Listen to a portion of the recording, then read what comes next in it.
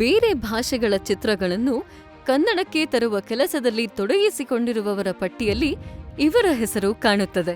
ಇಡೀ ಭಾರತದಲ್ಲೇ ಮನೆ ಮಾತಾಗಿರುವ ಮಣಿರತ್ನಂ, ರಾಜಮೌಳಿ ಅಂತಹ ನಿರ್ದೇಶಕರು, ಆಸ್ಕರ್ ಗೆದ್ದಿರುವ ಕೀರವಾಣಿ ಅವರಂತಹ ಸಂಗೀತ ನಿರ್ದೇಶಕರು ಹಾಗೂ ಜೂನಿಯರ್ ಎನ್ಟಿಆರ್, ರಾಮ್ ಚರಣ್ ತೇಜ, ವಿಕ್ರಮ್ ಅಂತಹ ಸ್ಟಾರ್ ನಟರ ಜೊತೆಗೆ ಕೆಲಸ ಮಾಡಿ ಇವರು ಸೈ ಎನಿಸಿಕೊಂಡಿದ್ದಾರೆ. ಕನ್ನಡಕ್ಕೂ ಬೇರೆ ಭಾಷೆಗಳಿಗೂ ಸೇತುವೆಯಂತೆ ಕೆಲಸ ಮಾಡುತ್ತಿರುವ ಇವರು ಬೇರಾರೂ ಅಲ್ಲ, ಚಿಕ್ಕಬಳ್ಳಾಪುರದ ಅಪ್ಪಟ ಕನ್ನಡ ಮಣ್ಣಿನ ಪ್ರತಿಭೆ Varadaraj Chikkaballapur. Varadaraj sir was our man behind our dubbing. Obviously, we've seen some Kannada films and everything, but all that doesn't help when you have a tutor or a mentor like Varadaraj Garu. It helped me a lot. 2019ರಲ್ಲಿ ಬಿಡುಗಡೆಯಾದ ರಂಗಸ್ಥಳ ಚಿತ್ರಕ್ಕೆ ಹಾಡುಗಳನ್ನು ಬರೆಯುವ ಮೂಲಕ ಚಿತ್ರರಂಗಕ್ಕೆ entry ಕೊಟ್ಟ ಇವರು ಇಲ್ಲಿಯವರೆಗೂ 125ಕ್ಕೂ ಹೆಚ್ಚು ಚಿತ್ರಗಳಿಗೆ ಸಂಭಾಷಣೆ ಮತ್ತು ಹಾಡುಗಳನ್ನು ಬರೆದಿದ್ದಾರೆ.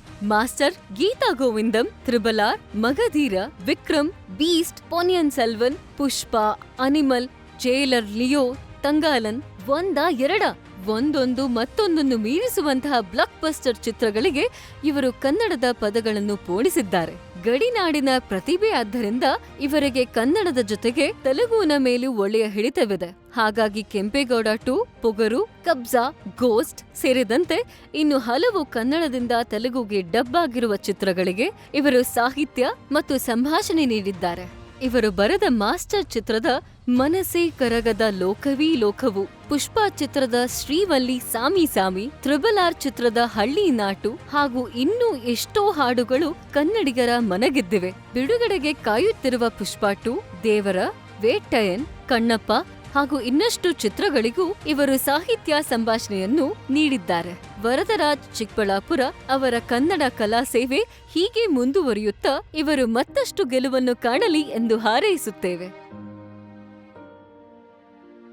ನಮಸ್ಕಾರ, ನವಿಲು ಎಂಟರ್ಟೈನ್ಮೆಂಟ್ ಮಾತುಕತೆಗೆ ಸ್ವಾಗತ. ಡಬ್ಬಿಂಗ್ ವಲಯದಲ್ಲಿ ವರದರಾಜ್ ಚಿಕ್ಕಬಳ್ಳಾಪುರ ಅನ್ನೋ ಹೆಸರು ತುಂಬ ಕೇಳಿ ಬರ್ತಾ ಇದೆ. ವರದರಾಜ್ ಅವರ ಒಂದು ಇಂಟರ್ವ್ಯೂ ನವಿಲು ಎಂಟರ್ಟೈನ್ಮೆಂಟಲ್ಲಿ ಯಾವಾಗ ಬರುತ್ತೆ ಅಂತ ಹಲವಾರು ಜನ ನಮಗೆ ಕಮೆಂಟ್ಸ್ ಮೂಲಕ ಅಥವಾ ಇಮೇಲ್ ಮೂಲಕ ಕೇಳಿದರು. ನಾನು ವರದರಾಜ್ ಅವರ ಹಿಂದೆ ಬಿದ್ದು ಸುಮಾರು ತಿಂಗಳುಗಳ ಕಾಲ ಆಗಿತ್ತು. ಸಾಕಷ್ಟು ಬ್ಯುಸಿ ಕೂಡ ಅವರಿದ್ದರು. ಆದರೆ ಕೊನೆಗೂ ಕಾಲ ಕೂಡಿ ಬಂದಿದೆ ಅನ್ನೋ ಹಾಗೆ ಇವತ್ತು ನಾವು ದೇವರ ಚಿತ್ರದ ಒಂದು ಬಿಡುಗಡೆಯ ಸಂದರ್ಭದಲ್ಲಿ ಆ ಚಿತ್ರಕ್ಕೆ ಕೆಲಸ ಮಾಡಿರುವಂತಹ ವರದರಾಜ್ ಹಾಗೂ ಇದರ ಜೊತೆಗೆ ನೂರಾರು ಕನ್ನಡ ಡಬ್ಬಿಂಗ್ ಸಿನಿಮಾಗಳಿಗೆ ಕೆಲಸ ಮಾಡಿರುವ ವರದರಾಜ್ ಅವರ ಜೊತೆ ಇವತ್ತು ನಾವು ಮಾತಾಡ್ತಾ ಇದ್ದೀವಿ. ಬನ್ನಿ ಅವರ ಒಂದು ಒಟ್ಟಾರೆ ಡಬ್ಬಿಂಗ್ ಅನುಭವ ಮತ್ತು ಅವರ ಮುಂದಿನ ಗುರಿಗಳ ಬಗ್ಗೆ ನಾವು ತಿಳ್ಕೊಳ್ಳೋಣ. ನಮಸ್ಕಾರ ವರದರಾಜ್ ಅವರೇ. ಸರ್ ನಮಸ್ಕಾರ. ಮೊದಲನೇದಾಗಿ ಕಾರ್ಯಕ್ರಮಕ್ಕೆ ಸ್ವಾಗತ. ಇನ್ನೊಂದು ಸರ್ ಧನ್ಯವಾದಗಳು. ಆಮೇಲೆ ತಡವಾಗಿ ಇಂಟರ್ವ್ಯೂ ಕೊಡ್ತಿರೋದಕ್ಕೆ ಕ್ಷಮೆ ಇರಲಿ, ಸಮಯಾಭಾವ. ನಮಗೆ ಮಾತುಕತೆಗೆ ಇನ್ನೂ ಒಂದಷ್ಟು ವಿಷಯಗಳು ಸಿಕ್ಕಂಗಾಯ್ತು. ಯಾಕಂದರೆ ಈ ಒಂದು ಅವಧಿಲೇ ನೀವು ಹಲವಾರು ಸಿನಿಮಾಗಳಿಗೆ, ಒಳ್ಳೊಳ್ಳೆ ಸಿನಿಮಾಗಳಿಗೆ ಕೆಲಸ ಮಾಡ್ತಾ ಬಂದ್ರಿ. ತುಂಬ ಖುಷಿ ಆಯಿತು. ಕನ್ನಡ ಮತ್ತು ಬೇರೆ ಭಾಷೆಗಳು, ತಮಿಳು ಮತ್ತು ತೆಲುಗು ಭಾಷೆಗಳ ನಡುವೆ ಒಂದು ರೀತಿ ಸೇತುವೆ ರೀತಿಯಲ್ಲಿ ನೀವು ಕೆಲಸ ಮಾಡ್ತಾ ಇದ್ದೀರಾ. ಒಳ್ಳೊಳ್ಳೆ ಸಿನಿಮಾಗಳನ್ನು ಇಲ್ಲಿವರೆಗೂ ಡಬ್ ಮಾಡ್ತಾ ಇದ್ದೀರಾ. ಅದಕ್ಕೆಲ್ಲದಕ್ಕೂ ನಿಮಗೆ ಅಭಿನಂದನೆಗಳು. ಹಾಗೆ ನಿಮ್ಮ ಅನಿಸಿಕೆಗಳು ಅಥವಾ ನಿಮ್ಮ ಅಭಿಪ್ರಾಯಗಳನ್ನು ಹಂಚಿಕೊಂಡು ಇವತ್ತು ಎಲ್ಲ ಒಂದು ರೀತಿ ನಾವೆಲ್ಲರೂ ಕಾತರರಾಗಿದ್ದೀವಿ. ಏನೆಲ್ಲ, ಯಾಕಂದರೆ ತುಂಬ ದೊಡ್ಡ ಡೈರೆಕ್ಟರ್ಗಳ ಜೊತೆಗೆ, ನಟರ ಜೊತೆ ನೀವು ಅಲ್ಲಿ ಕೆಲಸ ಮಾಡಿ ಬಂದಿದ್ದೀರಾ. ಅದೆಲ್ಲದರ ಒಂದು ಅನುಭವಗಳು ನಮಗೆ ನಿಜವಾಗ್ಲೂ ತುಂಬ ಒಳ್ಳೆಯ ವಿಷಯಗಳನ್ನು ತಿಳಿಸ್ಕೊಡುತ್ತೆ ಅಂತ ನಂಬಿದ್ದೀನಿ. ಖಂಡಿತ. ಸೊ ಮೊದಲನೇದಾಗಿ ಈ ಒಂದು ದೇವರ ಸಿನಿಮಾದ ಬಗ್ಗೆನೇ ಕೇಳ್ತೀನಿ. ಅದಾದಮೇಲೆ ನಾನು ನಿಮ್ಮ ಎಲ್ಲ ಬೇರೆ ವಿಷಯಗಳಿಗೆ ಹೋಗ್ತೀನಿ. ಸೊ ಈಗಿನ ಒಂದು ಬಿಡುಗಡೆಗೆ ಇನ್ನೇನು ಒಂದು ವಾರದಲ್ಲಿ ಬಿಡುಗಡೆ ಆಗುತ್ತೆ. ನಾನು ಅದು ಜೂನಿಯರ್ ಎನ್ ಟಿ ಆರ್ ಅವರೇ ಕನ್ನಡಕ್ಕೆ ಡಬ್ ಮಾಡಿದ್ದಾರೆ ಅನ್ನೋದನ್ನು ಕೇಳಿದೆ. ಹಾಡುಗಳು ತುಂಬ ಅದ್ಭುತವಾಗಿ ಮೂಡಿ ಬಂದಿದೆ. ಸೊ ಅದರ ಒಂದು ಕೆಲಸ ಹೇಗೆ ಶುರುವಾಯಿತು, ಅದರ ಒಂದು ಅನುಭವಗಳನ್ನು ಹಂಚ್ಕೊಳ್ಬೋದಾ? ಸರ್ ಖಂಡಿತವಾಗಿಯೂ ಮೊದಲನೇದಾಗಿ ನಾನು ಜೂನಿಯರ್ ಎನ್ ಟಿ ಆರ್ ಸರ್ಗೆ ಧನ್ಯವಾದಗಳು ತಿಳಿಸೋದಕ್ಕೆ ಇಷ್ಟಪಡ್ತೀನಿ. ಅವ್ರು ತುಂಬ ಪ್ರೀತಿಯಿಂದ ಸರ್ ಅವರೇ ಕೇಳಿದ್ರು, ಕನ್ನಡ ಡಬ್ಬಿಂಗ್ ಮಾಡಬೇಕಾಗಿದೆ ಈ ಸಿನಿಮಾ, ಈ ನೆಕ್ಸ್ಟ್ ಸಿನಿಮಾ ಮಾಡ್ತಿದ್ದೀನಿ. ಒಂದು ತ್ರಿಬಲಾರ್ ಆದಮೇಲೆ ನನಗೆ ಕಾಲ್ ಬಂತು ಅವರ ಮ್ಯಾನೇಜರ್ ಕಡೆಯಿಂದ. ಅವ್ರು ಕೇಳಿದ್ರು, ಸರ್ ಕೇಳ್ತಿದ್ದಾರೆ ನೆಕ್ಸ್ಟ್ ಸಿನಿಮಾ ಬರ್ತಿದೆಯಲ್ಲ ಕೋಟಾಲ ಶಿವ ಅವ್ರ ಜೊತೆಯಲ್ಲಿ, ಅದು ಮಾಡೋಕ್ಕೆ ಸಾಧ್ಯ ಆಗುತ್ತಾ ಹಾಗೆ ಅಂತ.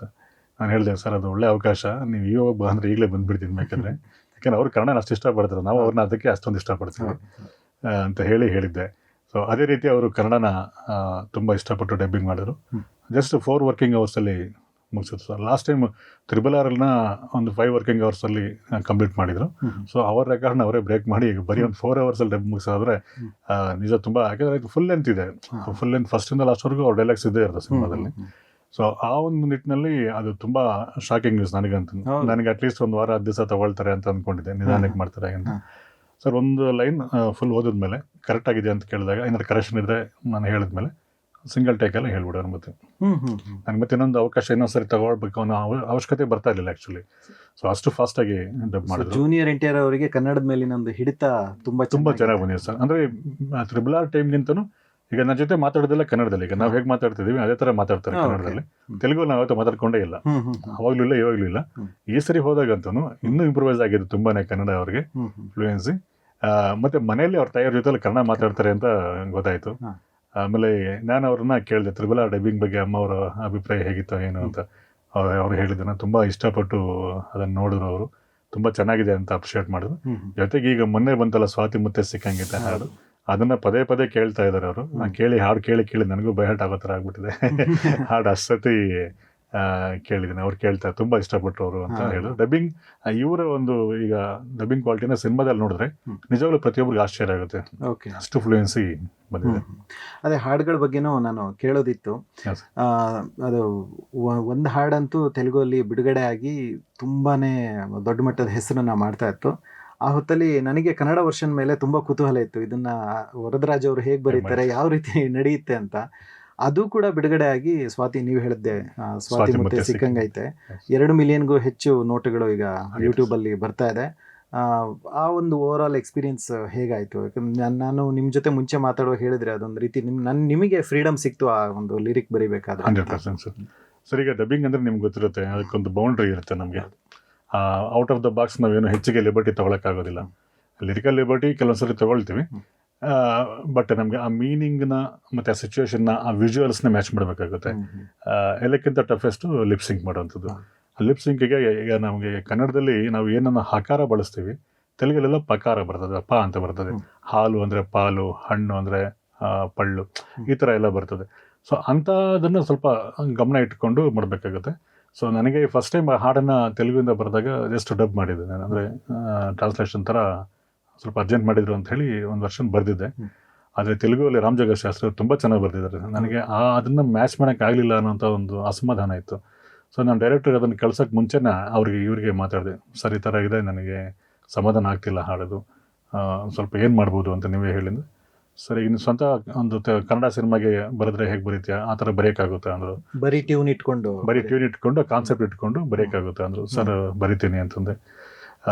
ಸರಿ, ಹಾಗಿದ್ರೆ ನಾನು ಡೈರೆಕ್ಟರ್ ಹತ್ರ ಮಾತಾಡ್ತೀನಿ, ನೀನು you take your own liberty, ಅದನ್ನು ಸ್ವಂತ ಅಂದರೆ ಕನ್ನಡ ಹಾಡು ಥರ ಮಾಡಿಬಿಟ್ಟು ಒಂದು ವರ್ಷನ್ ಬರೀ ನೋಡೋಣ, ಲಿಪ್ ನೋಡಿಕೊಂಡು ಲಿಪ್ ಮ್ಯಾಚ್ ಮಾಡಿಕೊಂಡು ಓನಾಗಿ ಬರಿ ಅಂತ ಹೇಳಿದ್ರು.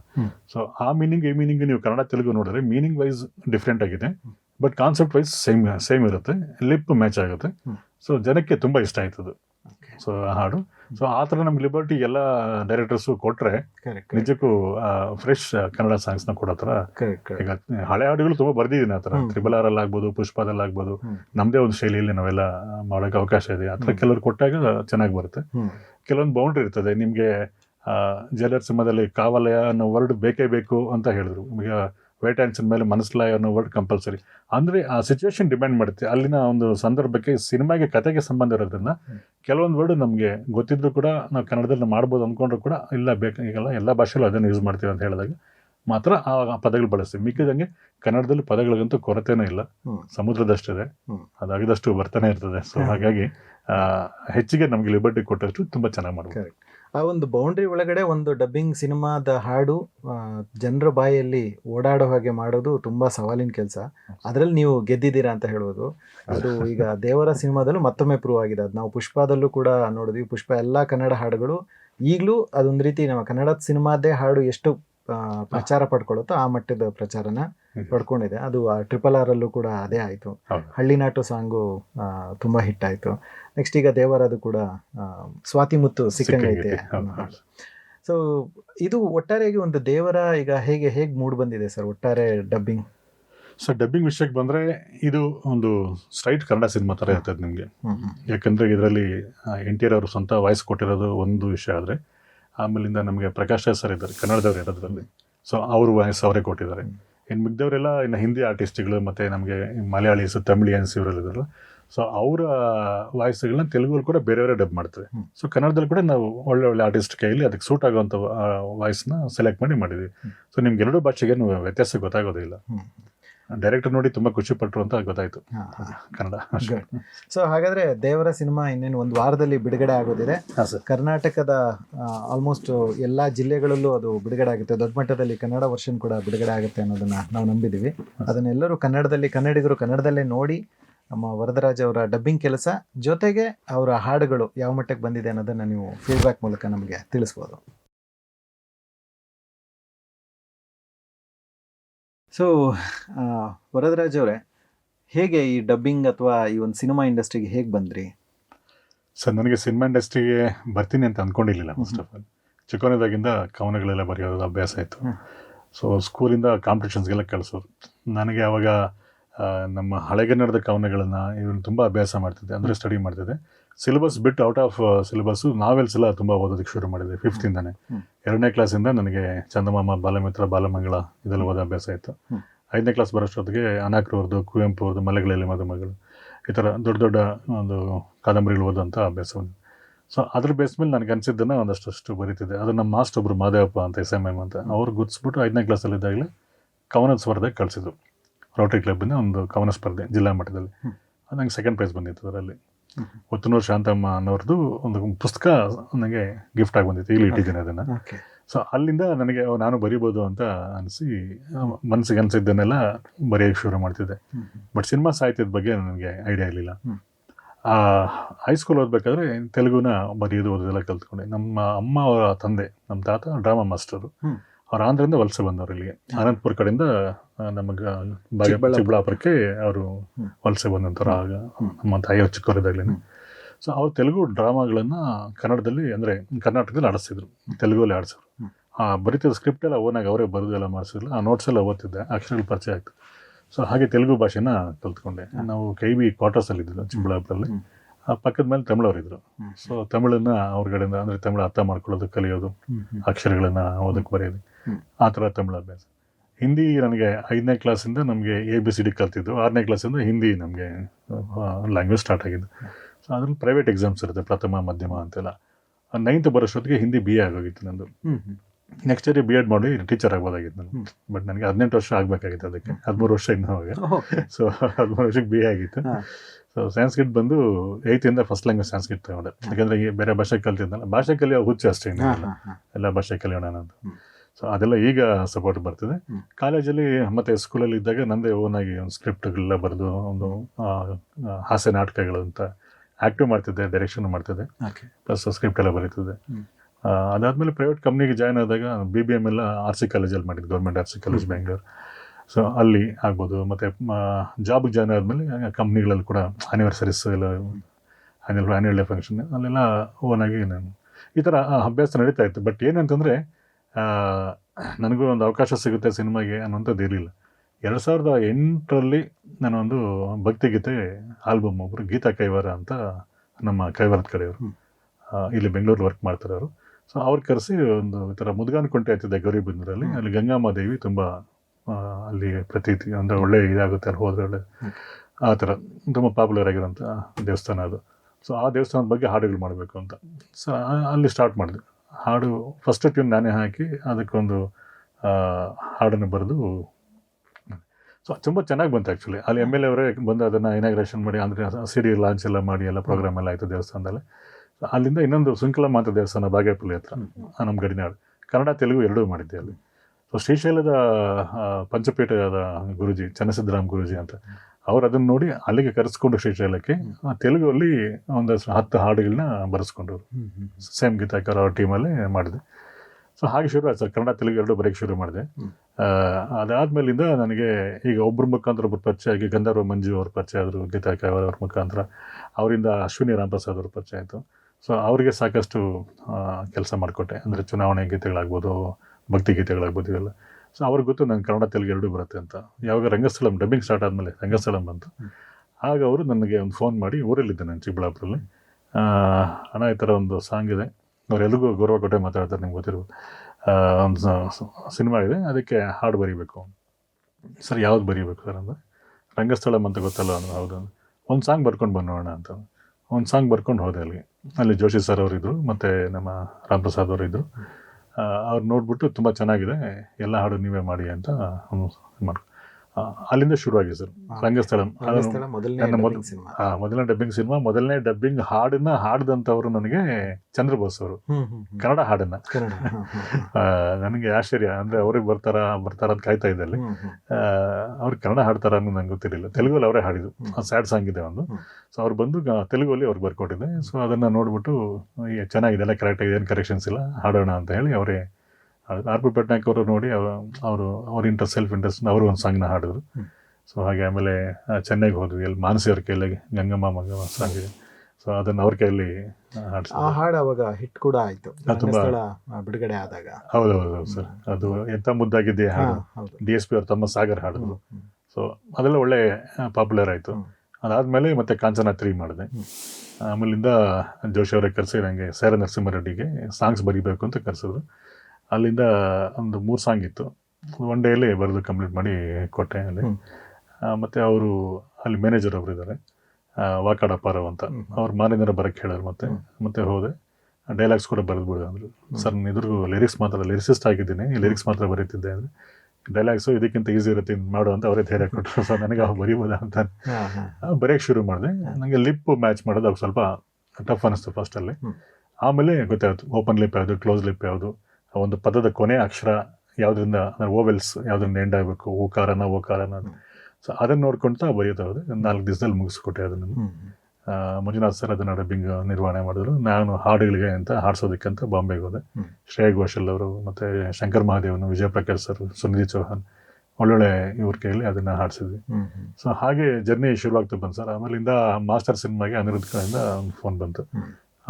ಅದನ್ನು ಒಂದು ಹಾಡು ಬರೀತಾರ ಟೈಮಲ್ಲೇ ನನಗೆ RRRಗೆ ಅವಕಾಶ ಬಂತು. ಅಲ್ಲಿಂದ ಲೈಫ್ ಚೇಂಜ್ ಆಯಿತು. ಸೊ ನಿಮ್ಮ ಒಂದು ಅಂದರೆ ತುಂಬ ಸಣ್ಣ ವಯಸ್ಸಲ್ಲೇ ಕನ್ನಡದ ಮೇಲಿನ ಹಿಡಿತ, ಕನ್ನಡದ ಸಾಹಿತ್ಯದ ಮೇಲಿನ ಹಿಡಿತ ತುಂಬ ಚೆನ್ನಾಗಿ ಸಿಕ್ತು. ಅದು ಪುಸ್ತಕಗಳು ಓದೋದ್ರಿಂದ, ಅಥವಾ ನಿಮ್ಮ ಊರಿನ ವಾತಾವರಣನೂ ಕೂಡ ಹಾಗೆ ಇತ್ತು. ಜೊತೆಗೆ ಅದೊಂದು ಗಡಿ ಜಿಲ್ಲೆ ಆಗಿರೋದ್ರಿಂದ ನಿಮಗೆ ಸ್ವಲ್ಪ ತೆಲುಗಿನ ಸಂಪರ್ಕ ಕೂಡ ಚೆನ್ನಾಗಿ ಸಿಕ್ತು. ತೆಲುಗಿನ ಭಾಷೆಯ ಮೇಲೆ ಹಿಡಿತ, ಪಕ್ಕದ ಮನೆ ಅಲ್ಲಿ ಇಲ್ಲಿ ತಮಿಳು ಹಾಗೂ ಹಿಂದಿನೂ ಕೂಡ ಕಲ್ತ್ಕೊಂಡ್ರಿ. ಸೊ ಎಲ್ಲ ಭಾಷೆಗಳನ್ನು ಕಲಿತು ಕನ್ನಡದ್ದು ಕೂಡ ಸಾಹಿತ್ಯ ತುಂಬಾ ಚೆನ್ನಾಗಿ ಓದ್ಕೊಂಡಿದ್ದರಿಂದ ನಿಮ್ಗೆ ಬರವಣಿಗೆ ಅನ್ನೋದು ತುಂಬಾ ಸುಲಭವಾಗಿ ಅಂದ್ರೆ ಒಪ್ಕೊಳ್ತು ಅಂತ ಅನ್ಸುತ್ತೆ. ಸರ್ ನಾನು ಕನ್ನಡ ಮೀಡಿಯಂ ಓದಿದ್ದು, ಗೌರ್ಮೆಂಟ್ ಸ್ಕೂಲಲ್ಲಿ ಕನ್ನಡ ಮೀಡಿಯಂ ಚಿಂತಾಮಣಿಯಲ್ಲಿ. ಅಲ್ಲಿ ಅಪ್ಪ KVL ಇದ್ರಲ್ಲ, ಸೊ ಅಲ್ಲಿಂದ ಮತ್ತೆ ಬಟ್ಲಹಳ್ಳಿ ಅಂತ ಹಳ್ಳಿ, ಅದು ಆಂಧ್ರ ಬಾರ್ಡರ್ ಅದು. ಸೊ ಅಲ್ಲಿ 2ನೇ ಕ್ಲಾಸ್ 3ನೇ ಕ್ಲಾಸ್ ಎಲ್ಲ ಅಲ್ಲಿ ಓದಿದ್ದು. ಎಲ್ಲ ಬೇಸಿಕ್ ಗೌರ್ಮೆಂಟ್ ಸ್ಕೂಲ್ ಆಗಿರೋದ್ರಿಂದ ನನಗೆ ಫೌಂಡೇಶನ್ ಚೆನ್ನಾಗಿತ್ತು ಸರ್. ನನಗೆ ಆ ಟೀಚರ್ಸ್ನ ನಾನು ಅವತ್ತು ಮರಿಬಾರ್ದು. ಸೊ ಅಂದರೆ 1ನೇ ಕ್ಲಾಸಲ್ಲಿ ನನಗೆ ಇಷ್ಟು ತಿದ್ದಕ್ಕೆ ಶುರು ಮಾಡಿದಾಗಿಂದ 1ನೇ ಕ್ಲಾಸ್ ಮುಗಿಯೋಷ್ಟೊತ್ತಿಗೆ 10th ಟೆಕ್ಸ್ಟ್ ಬುಕ್ನ ಓದೋ ಅಷ್ಟು ಮಟ್ಟಕ್ಕೆ ನಮ್ಗೆ ಹೇಳ್ಕೊಟ್ಟಿದ್ರು. ಸೊ ಅದು ನನಗೆ ನೆನಪಿಲ್ಲ, ಅಪ್ಪ ಅಮ್ಮ ಹೇಳ್ತಿರ್ತಾರೆ. ಅವಾಗ SLC ಬುಕ್ಸ್ ಓದ್ತಿದ್ದೆ, ಎಲೆಕ್ಷನ್ ಪಾಂಪ್ಲೆಟ್ ಓದಿಸಿದೆ, ನನ್ನ ಕೈಲಿ ಬಂದು ಓದಿಸೋರು ಅಂತ ಅವಾಗೆಲ್ಲ ಮೈಗೆ ಮಾಡ್ಕೊಂಡು ಅದನ್ನು ಪಬ್ಲಿಸಿಟಿ ಮಾಡ್ಕೊಳ್ಳೋರು ಚಿಂತಾಮಣಿಯಲ್ಲಿ ಅಂತ, ಆ ಥರ ಎಲ್ಲ ಇತ್ತು. ಸೊ ಹಾಗಾಗಿ ನನಗೆ ಗ್ರಿಪ್ ಚೆನ್ನಾಗಿ ಸರ್. ವ್ಯಾಕರಣದಲ್ಲಿ ಒಂದು ಒಳ್ಳೆ ಹಿಡಿತ ಬಂತು. ಸೊ ಮತ್ತೆ ಪದಗಳ ಇದು ಹೇಗೆ ಬಂತು ಅಂದರೆ ಥ್ರೂ ನಾವೆಲ್ಸ್ ಅಷ್ಟೇ ಸರ್. ಕಾದಂಬರಿಗಳನ್ನ ಹೆಚ್ಚಾಗಿ ಓದಿದ್ರಿಂದ ನನಗೆ. ಆಮೇಲಿಂದ ಇಂಗ್ಲೀಷು, ಹಿಂದಿ ನಾವೆಲ್ಸು ಬೇರೆ ಇವೆಲ್ಲ ಓದಕ್ಕೆ ಎಲ್ಲ ಶುರು ಮಾಡಿದೆ. ಸೊ ಈಗ ನಮಗೆ ಡಬ್ಬಿಂಗಲ್ಲಿ ಮೇಯ್ನ್ ಬೇಕಾಗಿರೋದು ಪರ್ಯಾಯ ಪದಗಳು ಸರ್. 1ಕ್ಕೆ 4 ನಿಮ್ಗೆ ಗೊತ್ತಿರಬೇಕು, ಒಂದು ಪದದ ಬೇರೆ ಪದ ಏನು ಲಿಪ್ ಮ್ಯಾಚ್ ಮಾಡೋದಕ್ಕೆ ಅಂತ. ಸೊ ಅದು ಮೀನಿಂಗ್ ಚೇಂಜ್ ಆಗ್ತದೆ, ಹಾಗೆ ಅದೇ ಅರ್ಥ ಕೊಡೋಂಥ ಪರ್ಯಾಯ ಪದ ಅವು ಸ್ವಲ್ಪ ಹೆಚ್ಚಿಗಿದೆ ಅನ್ನೋಂಥ ಅನ್ಸುತ್ತೆ. ನಿಮ್ಮ ಪದ ಸಂಪತ್ತು ಚೆನ್ನಾಗಿದ್ರೆ ನೀವು ತುಂಬ ಚೆನ್ನಾಗಿ ಸ್ಕ್ರಿಪ್ಟ್ ಮಾಡ್ಬೋದು, ಹಾಡುಗಳನ್ನು ಬರೀಬೋದು. 100% ಅದು ನೀವು ಪ್ರೂವ್ ಮಾಡ್ತಾ ಬಂದಿದ್ದೀರಿ. ಚೆನ್ನಾಗಿ ಬರ್ತದೆ ಹಾಗೆ. ಸೊ ವರದರಾಜ್ ಅವರೇ, ಈಗ ಯಾರೋ ಒಬ್ಬರು ಬರಹಗಾರರು ಅಥವಾ ಲಿರಿಕ್ ರೈಟರ್ಗಳು ಸಿನಿಮಾ ಇಂಡಸ್ಟ್ರಿ ಕಾಲಿಟ್ಟ ತಕ್ಷಣ ನಾನು ತುಂಬ ಒಳ್ಳೆ ಡೈರೆಕ್ಟರ್ಗಳ ಜೊತೆ ಕೆಲಸ ಮಾಡಬೇಕು, ಆವಾಗ ನಮ್ಮ ಕೆಲಸನೂ ತುಂಬ ಚೆನ್ನಾಗಿ ಹೊರಗಡೆ ಬರುತ್ತೆ ಅನ್ನೋ ಒಂದು ಕನಸಿರುತ್ತೆ. ತುಂಬ ಜನ ಅದಕ್ಕೆ ಪ್ರಯತ್ನ ಮಾಡ್ತಾ ಇರ್ತಾರೆ ಕೂಡ. ಸೊ ಆ ನಿಟ್ಟಿನಲ್ಲಿ ನಿಮ್ಮ ಪ್ರಯತ್ನಗಳು ಇತ್ತು. ಆದರೆ ಅದ್ರ ಜೊತೆಗೆ ನಿಮ್ಗೊಂದು ರೀತಿ ಜಾಕ್ಪಾಟ್ ಅನ್ನೋ ಹಾಗೆ ರಾಜಮೌಳಿಯವರ ಜೊತೆಗೆ ಕೆಲಸ ಮಾಡೋ ಅವಕಾಶ ಸಿಕ್ತು. RRR ಸಿನಿಮಾಗೆ ಕನ್ನಡದ ವರ್ಷನ ಡಬ್ ಮಾಡೋದಕ್ಕೆ ಒಂದು ಅವಕಾಶ ನಿಮಗೆ ಸಿಗುತ್ತೆ. ಅದು ಆ ಓವರಾಲ್ ಒಂದು ಎಕ್ಸ್ಪೀರಿಯನ್ಸ್ ಹೇಗಾಯಿತು? ನೀವು ಹೇಳ್ದಂಗೆ ಬಯಸೋದೇ ಬಂದ ಭಾಗ್ಯ ಸರ್. 100% ಅದು ಆ್ಯಕ್ಚುಲಿ ನಮ್ಮ ಮಿಸ್ಸಸ್ ಹೇಳ್ತಿದ್ರು, ಅವ್ರಿಗೆ NTR ಅಂದರೆ ತುಂಬ ಇಷ್ಟ. ಸೊ ಅವ್ರು ಹೇಳ್ತಿದ್ರು, ಏನೇನೋ ಬರೀತಿದ್ದೀರಾ, ಒಂದು RRR ಟ್ರೈ ಮಾಡೋಕ್ಕಾಗೋದಿಲ್ವಾ ಬರೆಯೋದಕ್ಕೆ. ನಾನು ಕೇಳೋದಕ್ಕೆ ನನ್ನ ಕಾಂಟ್ಯಾಕ್ಟ್ ಗೊತ್ತಿಲ್ಲ, ಯಾರು ನಾವು ಮಾತಾಡಬೇಕು ಅಂತ ಗೊತ್ತಿಲ್ಲ. ಸೊ ಹೈದರಾಬಾದಲ್ಲಿ ಹೇಗೆ ಒಬ್ಬನ ವಿಚಾರಿಸೋದಕ್ಕೆ ಇಲ್ಲ ಅವರೆಲ್ಲ ಕನ್ನಡದವರೇ, ಅವ್ರು ಮೂಲ ಕನ್ನಡದವರಾಗಿರೋದ್ರಿಂದ ಅವ್ರಿಗೆ ಗೊತ್ತಿರೋರು ಯಾರನ್ನ ಬಳಸ್ಕೊಳ್ತಾರೆ, ಅದು ನಮ್ಮವ್ರಿಗೂ ಬರೋದಿಲ್ಲ ಅಲ್ಲೂ ಅಂತ ಹೇಳಿದ್ರು. ಆ ಹೋಪ್ ಬಿಟ್ಬಿಟ್ಟಿದೆ ಒಂದು 6 months. ಅದಾದಮೇಲೆ ನಾನು ಹೀಗೆ ಬಸ್ಸಲ್ಲಿ ಬೆಂಗಳೂರಿಂದ ಟ್ರಾವೆಲ್ ಮಾಡಬೇಕಾದ್ರೆ ಒಂದು ಫೋನ್ ಕಾಲ್ ಬರುತ್ತೆ. ನೋಡಿದ್ರೆ ಶ್ರೀವಲ್ಲಿ ಅಂತಿತ್ತು ಲೇಡಿ. ಅದಕ್ಕೆ ಮುಂಚೆ ಒಂದು ಮಿಸ್ ಕಾಲ್ ಇತ್ತು, ಮತ್ತು ನಾನು ಮಾಡಿದಾಗ ಅವರು ಬ್ಯುಸಿ ಆಗಿದ್ದು ತೆಗಿಲಿಲ್ಲ. ಅದು ಹಿಂದಿನ ದಿವಸ. ಮಾರನೇ ದಿನ ಕಾಲ್ ಬಂದಾಗ ನಾನು ರಿಸೀವ್ ಮಾಡಿ ಮಾತಾಡಿದೆ ಬಸ್ಸಲ್ಲಿದ್ದಾಗ. ನಾವು ಈ ಥರ RRR ಟೀಮಿಂದ ಮಾತಾಡ್ತಿದ್ದೀವಿ ಅಂತಂದರು. ನನಗೆ ಯಾರೋ ಫ್ರೆಂಡ್ಸ್ ಏನೋ ಬೇಕು ಅಂತ ಇದು ಮಾಡ್ತಿದ್ದಾರೆ. ಇದಕ್ಕೆ ಮುಂಚೆ ಮಾಡಿದ್ದಾರೆ ಫ್ರೆಂಡ್ಸ್ ಎಲ್ಲ ತುಂಬ ಇದ್ದಾರೆ, ಎಲ್ಲ ಸುಮ್ಮನೆ ನನಗೆ ಸಿನಿಮಾ ಹುಚ್ಚಿರೋದು ಅಂದರೆ ಇದು ಇಂಟ್ರೆಸ್ಟ್ ಇರೋದು ಗೊತ್ತಾಗಿ ಆ ಥರ ಏನೋ ಅಂದ್ಕೊಂಡಿದ್ದೆ. ಆಮೇಲೆ ನಾಳೆ ಹೈದರಾಬಾದ್ ಬರೋಕ್ಕಾಗುತ್ತಾ ಅಂದರು. ಸರಿ ಮೇಡಮ್ ಬರ್ತೀನಿ ಅಂದರೆ, ಒಂದು ಸಣ್ಣದೊಂದು ಟೆಸ್ಟ್ ಮಾಡ್ತೀವಿ ನಿಮಗೆ, ರೈಟಿಂಗ್ ಟೆಸ್ಟು. ನಮಗೆ ಸ್ಯಾಟಿಸ್ಫೈ ಆದರೆ ನಾವು ತೊಗೊಳ್ಳೋಣ ಅಂತ, ಇಲ್ಲಾಂದರೆ ನೀವೇನು ಬೇಜಾರು ಮಾಡ್ಕೊಳ್ಳೋಂಗಿಲ್ಲ ಅಂದರೆ ತೊಂದರೆ ಇಲ್ಲ ಮೇಡಮ್, ಪರವಾಗಿಲ್ಲ, ಏನು ಪ್ರಾಬ್ಲಮ್ ಇಲ್ಲ ಅಂತಂದೆ. ಸರಿ ಮ್ಯಾನೇಜರ್ ಫೋನ್ ಮಾಡ್ತಾರೆ ಅಂತ ಹೇಳಿದ್ರು. ಅವ್ರಿಗೆ ಡೀಟೇಲ್ಸ್ ಎಲ್ಲ ಕೊಟ್ಟೆ, ಟಿಕೆಟ್ ಹಾಕಿದ್ರು. ಮಾರ್ನಿಂಗು 7 ಗಂಟೆ ಫ್ಲೈಟ್, 8 ಗಂಟೆ ಏರ್ಪೋರ್ಟ್, 9 ಗಂಟೆಗೆ ಅವ್ರ ಆಫೀಸು ಅಲ್ಯೂಮಿನಿಯಂ ಫ್ಯಾಕ್ಟ್ರಿಯಲ್ಲಿ. ಒಂದು ಒಳ್ಳೆ ಸೆಟ್ ಥರ ಇರುತ್ತೆ ಆಫೀಸ್, ಅದು ತುಂಬ ಚೆನ್ನಾಗಿರುತ್ತೆ. ಹೋದ ತಕ್ಷಣ ಮೇಡಮ್ ತಿಂಡಿ ಮಾಡಿ ಅಂದರು. ತಿಂಡಿ ಆದಮೇಲೆ ಇಲ್ಲೇ ಕೂತ್ಕೊಂಡಿರಿ, ಡೈರೆಕ್ಟ್ರು ಬರ್ತಾರೆ ಮಾತಾಡೋಣ ಅಂತ ಅವರು ಮಾತಾಡ್ತಿದ್ವಿ. ಈ ಥರ ಡೋರ್ ಪಕ್ಕದಲ್ಲಿ ಒಂದು ಡೋರ್ ಇತ್ತು. ಡೋರ್ ಓಪನ್ ಮಾಡಿದ ತಕ್ಷಣ ಡೈರೆಕ್ಟ್ ಎಂಟ್ರಿ. ಇದು ತುಂಬ ಕಳೆ ಇತ್ತು ಸರ್ ಮುಖದಲ್ಲಿ, ತುಂಬ ಖುಷಿ ಆಯ್ತು ಅದು ನೋಡಿದ ತಕ್ಷಣ.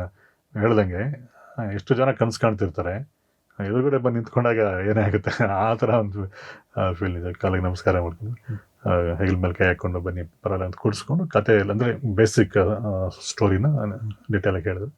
ಬರೆಯೋದಕ್ಕೆ ಕೊಟ್ಟರು. ಅವರು ಒಂದು ಆಪ್ಷನ್ ಕೇಳಿದ್ರು, ಇದನ್ನು ಕನ್ನಡದಲ್ಲಿ ಮಾಡಿದ್ರೆ ಹೇಗೆ ಬರುತ್ತೆ ಅಂತ. ನಾನು 3-4 ಆಪ್ಷನ್ ಕೊಟ್ಟಿದ್ದೆ ಅವ್ರಿಗೆ.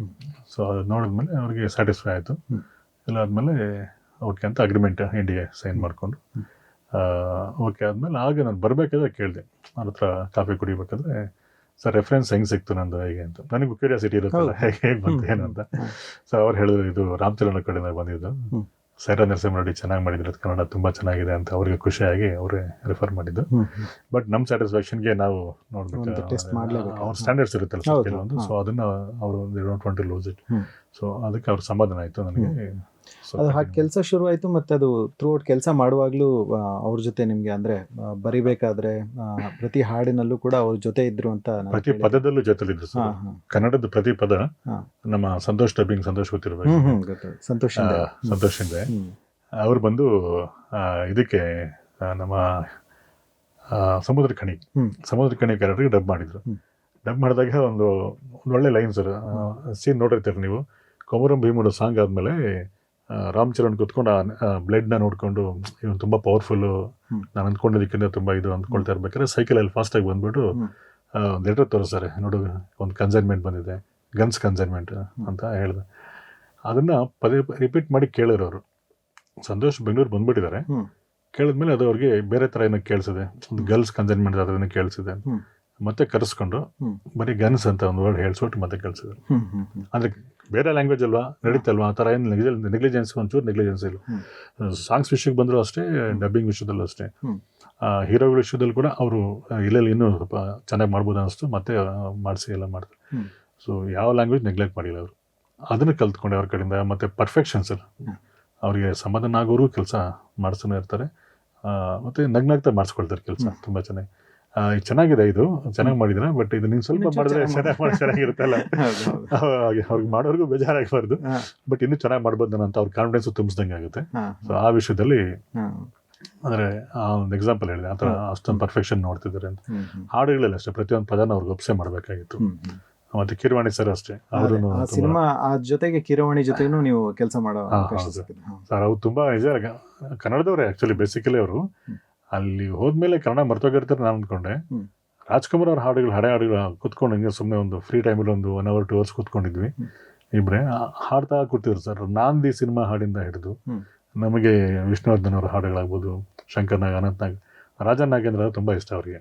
ಸೊ ಅವರೆಲ್ಲ ಹಾಡುಗಳು ಅವ್ರು ನೆನಪಿದೆ, ವಿತ್ ಲಿರಿಕ್ಸು ತುಂಬ ಚೆನ್ನಾಗಿ ಹಾಡ್ತಾರೆ. ನಂಗೆ ತುಂಬ ಖುಷಿ ಆಯಿತು. ನಾನು ಸ್ವಲ್ಪ ಒಂದು ಸ್ಟಾರ್ಟಿಂಗ್ ಒಂದು 2 ಲೈನ್ ಎತ್ಕೊಂಡು ಜೀವ ವೀಣೆ ಅನ್ನೋಷ್ಟೊತ್ತಿಗೆ ಹಾಡನ್ನು ಪೂರ್ತಿ ಹಾಡ್ಬಿಡ್ತಾರೆ ಆ ಥರ. ಸೊ ಅಷ್ಟೊಂದು ಕನ್ನಡದ ಮೇಲೆ ಅವ್ರಿಗೂ ತುಂಬ ಒಲವಿದೆ. ಅವ್ರಿಗೆ ಇಬ್ರಿಗೂ ಕನ್ನಡ ಬರುತ್ತೆ ಅನ್ನೋದು ನಂಗೆ ಭಯ ಜಾಸ್ತಿ ಇತ್ತು.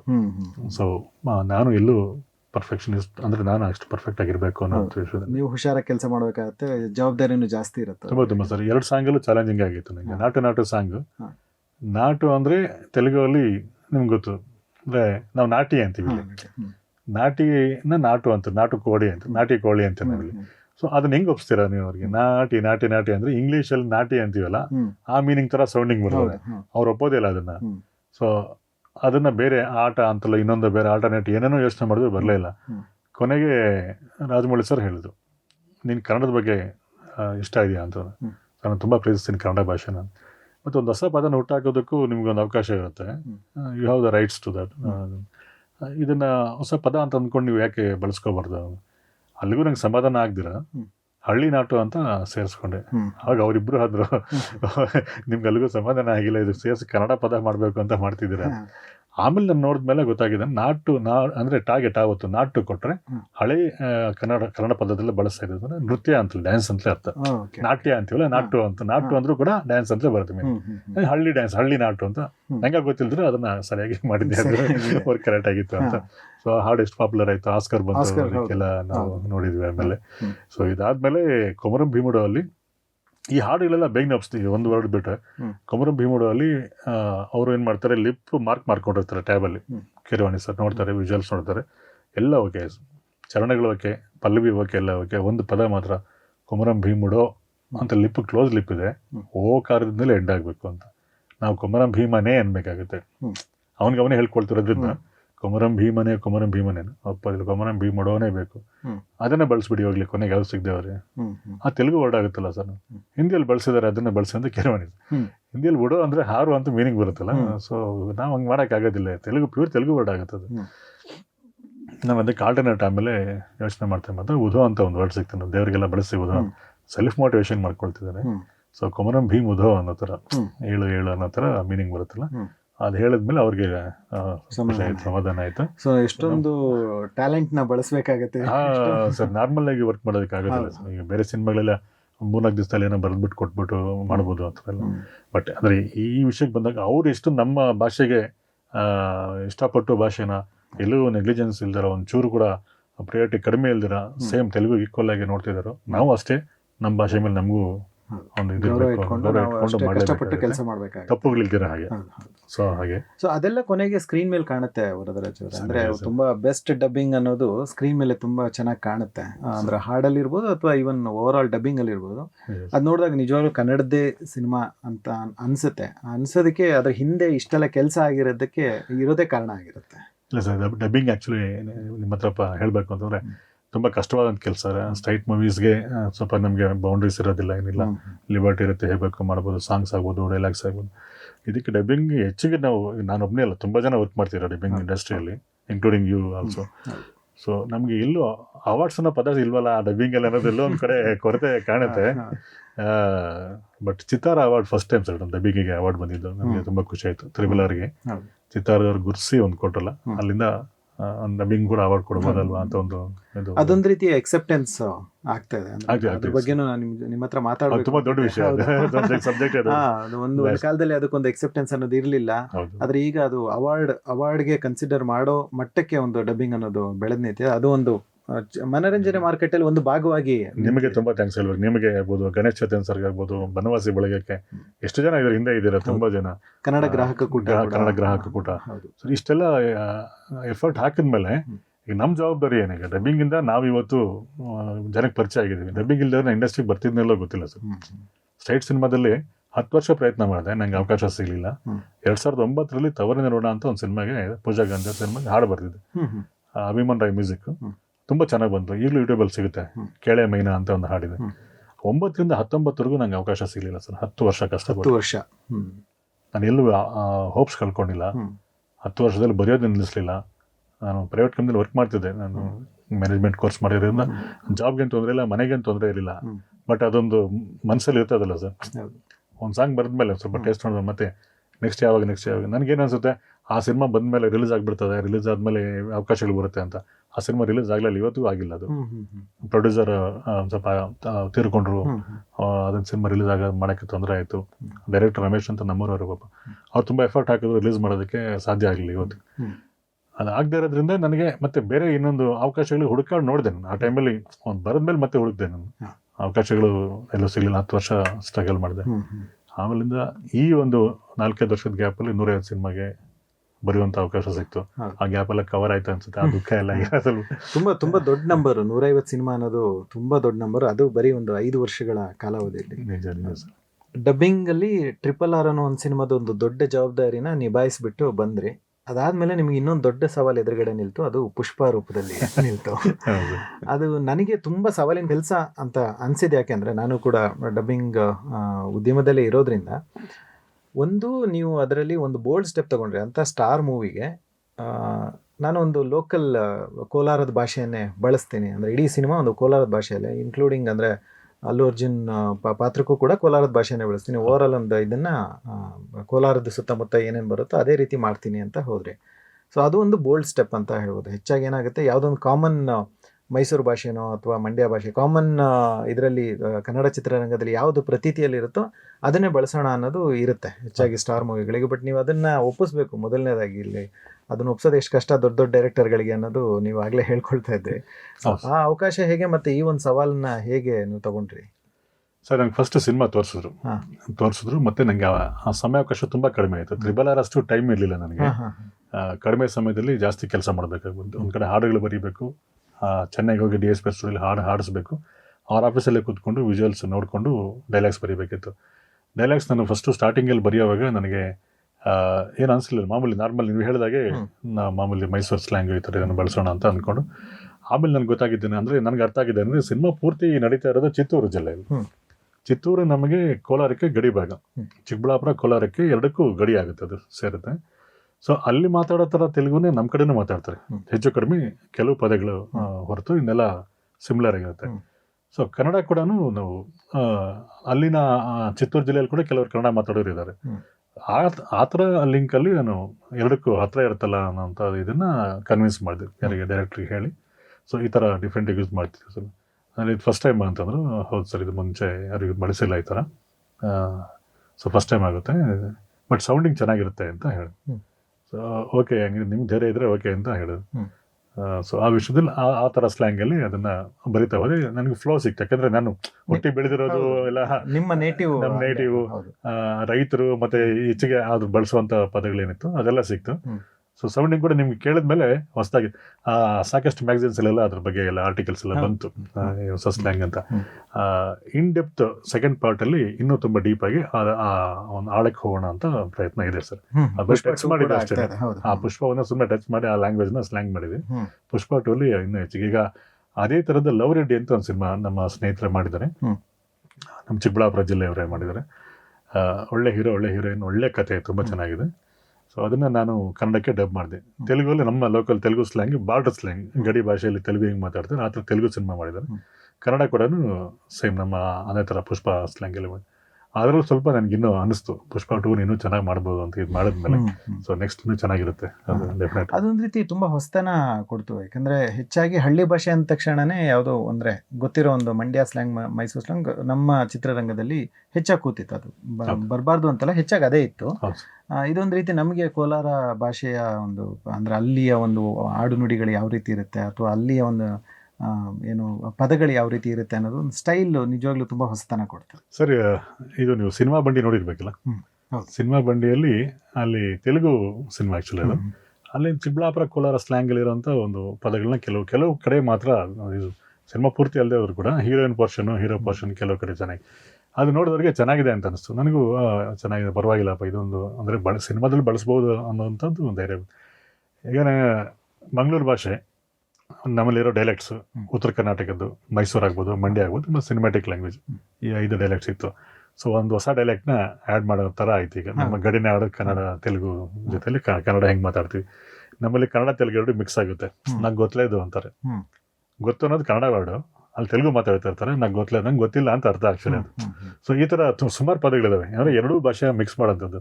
ಸೊ ಇದು ತುಂಬ ಒಂಥರ ಹೊಸದಾಗಿರ್ತದೆ, ಮತ್ತು ನೋಡೋರಿಗೆ ನೀವು ಹೇಳ್ದಂಗೆ ಮುದ ಕೊಡೋಂಥ ಒಂದು ಪದಗಳು. ಸೊ ಬಟ್ ನಾವಲ್ಲಿ ಪ್ಯೂರ್ ಆಗಿ ಕನ್ನಡ ಮಾತಾಡಿದ್ರೆ ಹೇಗಿರುತ್ತೆ ಅನ್ನೋದನ್ನು ಬಳಸ್ಕೊಂಡಿದ್ವಿ. ಕಾಂತಾರದಿಂದ ಎಷ್ಟೋ ಜನಕ್ಕೆ ಮಂಗಳೂರು ಭಾಷೆ ಇಲ್ಲ ಬೇರೆಯವ್ರಿಗೆಲ್ಲ ಗೊತ್ತಾಗೋಗಿತ್ತು. ಬೇವರ್ಸ್ ಅಂದರೆ ಕೆಟ್ಟ ಪದ ಅಂತ ನಮ್ಮ ಕಡೆ ಚಿಕ್ಕದಾಗಿ ಬೇವರ್ಸಿಂದ ಬೈದ್ಬಿಟ್ಟ ಇವನು ಹಾಗೆ ಅಂತ. ಬಟ್ ಅದು ಕೇಳಕ್ಕೆ ತುಂಬ ಚೆನ್ನಾಗಿದೆ. ಅದು ಸಿನಿಮಾಗೆ ನೋಡಿದ್ರೆ ಅದು ಹೊಗಳಿಕೆ ಥರನೇ ಅನ್ನೋ ಥರನೇ ಫ್ರೆಂಡ್ಶಿಪ್ಪಲ್ಲಿ ನಡ್ಕೊಳ್ತಾ ಹೋಗುತ್ತೆ. ಸೊ ಆ ಥರ ನಮ್ಮಲ್ಲಿ ಕೆಲವು ವಿಶೇಷ ಪದಗಳಿದ್ದಾವೆ. ಅದೆಲ್ಲ ಇನ್ನು ಮುಂದೆ ಪುಷ್ಪ ಸಿನಿಮಾಗಳೆಲ್ಲ ಎಲ್ಲ ಜೊತೆಗೆ ಪುಷ್ಪ ಹಾಡುಗಳು ಆ ಮಟ್ಟದ ಇದು ಅಂದ್ರೆ ಜನಪ್ರಿಯತೆಯನ್ನು ಕೂಡ ಪಡ್ಕೊಳ್ತು. ಸಾಮಿ ಹಾಡಿರ್ಬೋದು ಅಥವಾ ಹೂ ಅಂತೀಯ ಎಲ್ಲ ಹಾಡುಗಳು ಕೂಡ ಅಂದ್ರೆ ಹಾಡುಗಳಿಗೆ ಒಂದು ರೀತಿಯ ವಿಶೇಷ ಗಮನ ಕೊಟ್ಟಾಗಿತ್ತು. ಸರ್ ನನಗೆ ಶ್ರೀವಲ್ಲಿ ಹಾಡು ತುಂಬಾ ಇಷ್ಟ ಆಯ್ತು ಆಕ್ಚುಲಿ. ಯಾಕಂದ್ರೆ ಮೆಲೋಡಿ ಇತ್ತಲ್ಲ, ಸಿದ್ ಶ್ರೀರಾಮ್ ಹಾಡಿದ್ಮೇಲೆ ನಾನು DSP ಅವ್ರಿಗೆ ಹೇಳಿದೆ, ಇದು ಹೂ ಅಂತೀಯ ಮಾಮ, ನಂಗೆ ಐಟಮ್ ಸಾಂಗ್ಸ್ ಸ್ವಲ್ಪ ಮುಜುಗರ ಬರೆಯೋದಕ್ಕೆ ಆಗ್ತದಿಲ್ಲ, ಬಟ್ ಅದಕ್ಕೇನು ಬೇಕೋ ಅಷ್ಟನ್ನು ಮಾಡಿದ್ವಿ. ತೆಲುಗಲ್ಲಿ ಫಸ್ಟಲ್ಲಿ ಬರೆದಾಗ ಸ್ವಲ್ಪ ಡೋಸ್ ಜಾಸ್ತಿ ಇತ್ತು, ಆಮೇಲೆ ಅವರೇ ಕಡಿಮೆ ಮಾಡಿ ಕೊಟ್ಟರು.